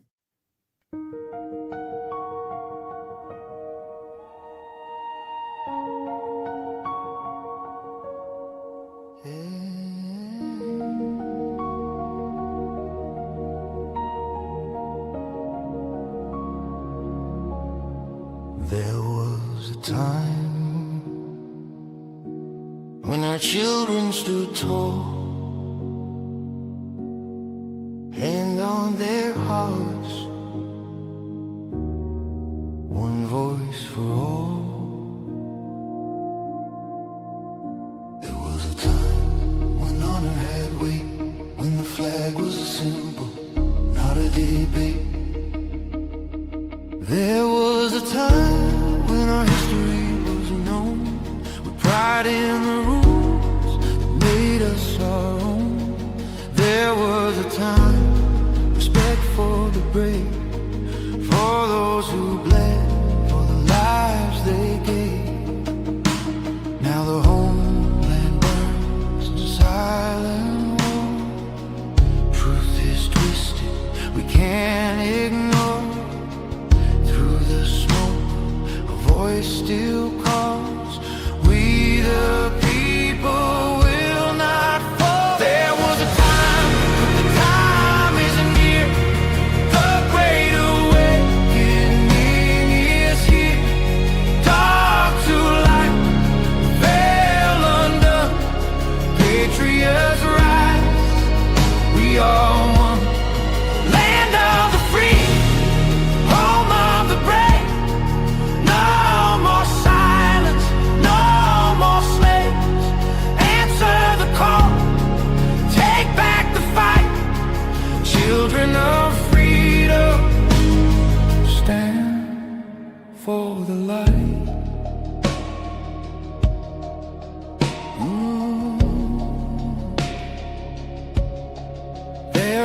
a time when truth was clear, when the media served, not ruled by fear.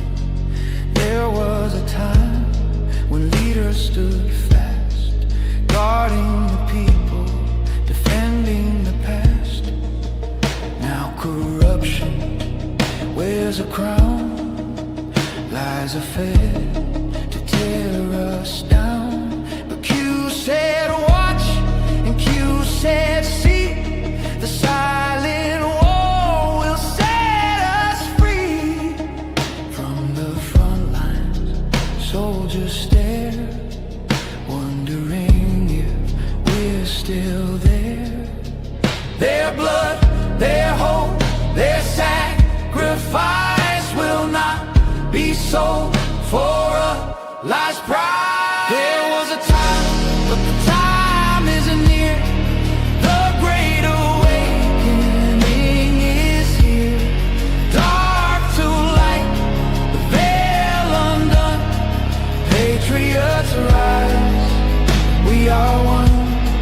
Land of the free, home of the brave. No more silence, no more slaves. Answer the call, take back the fight. Children of freedom, stand for the light.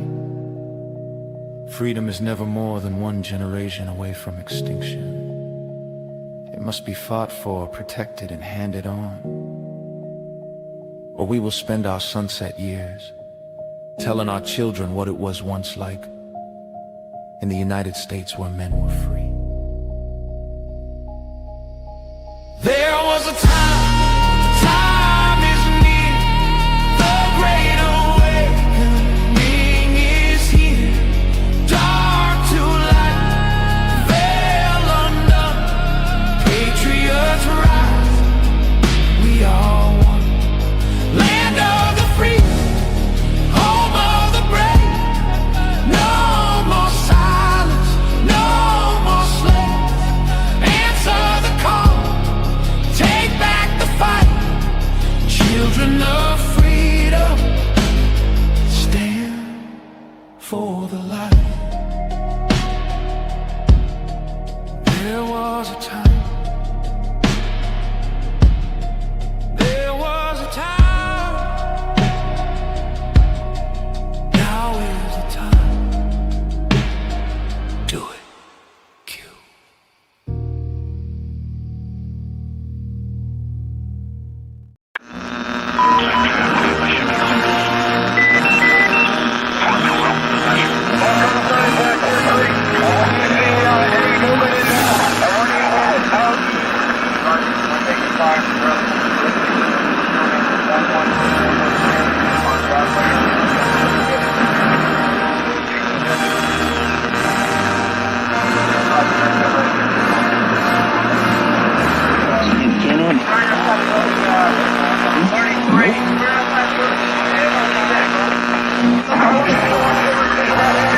Mr. Top,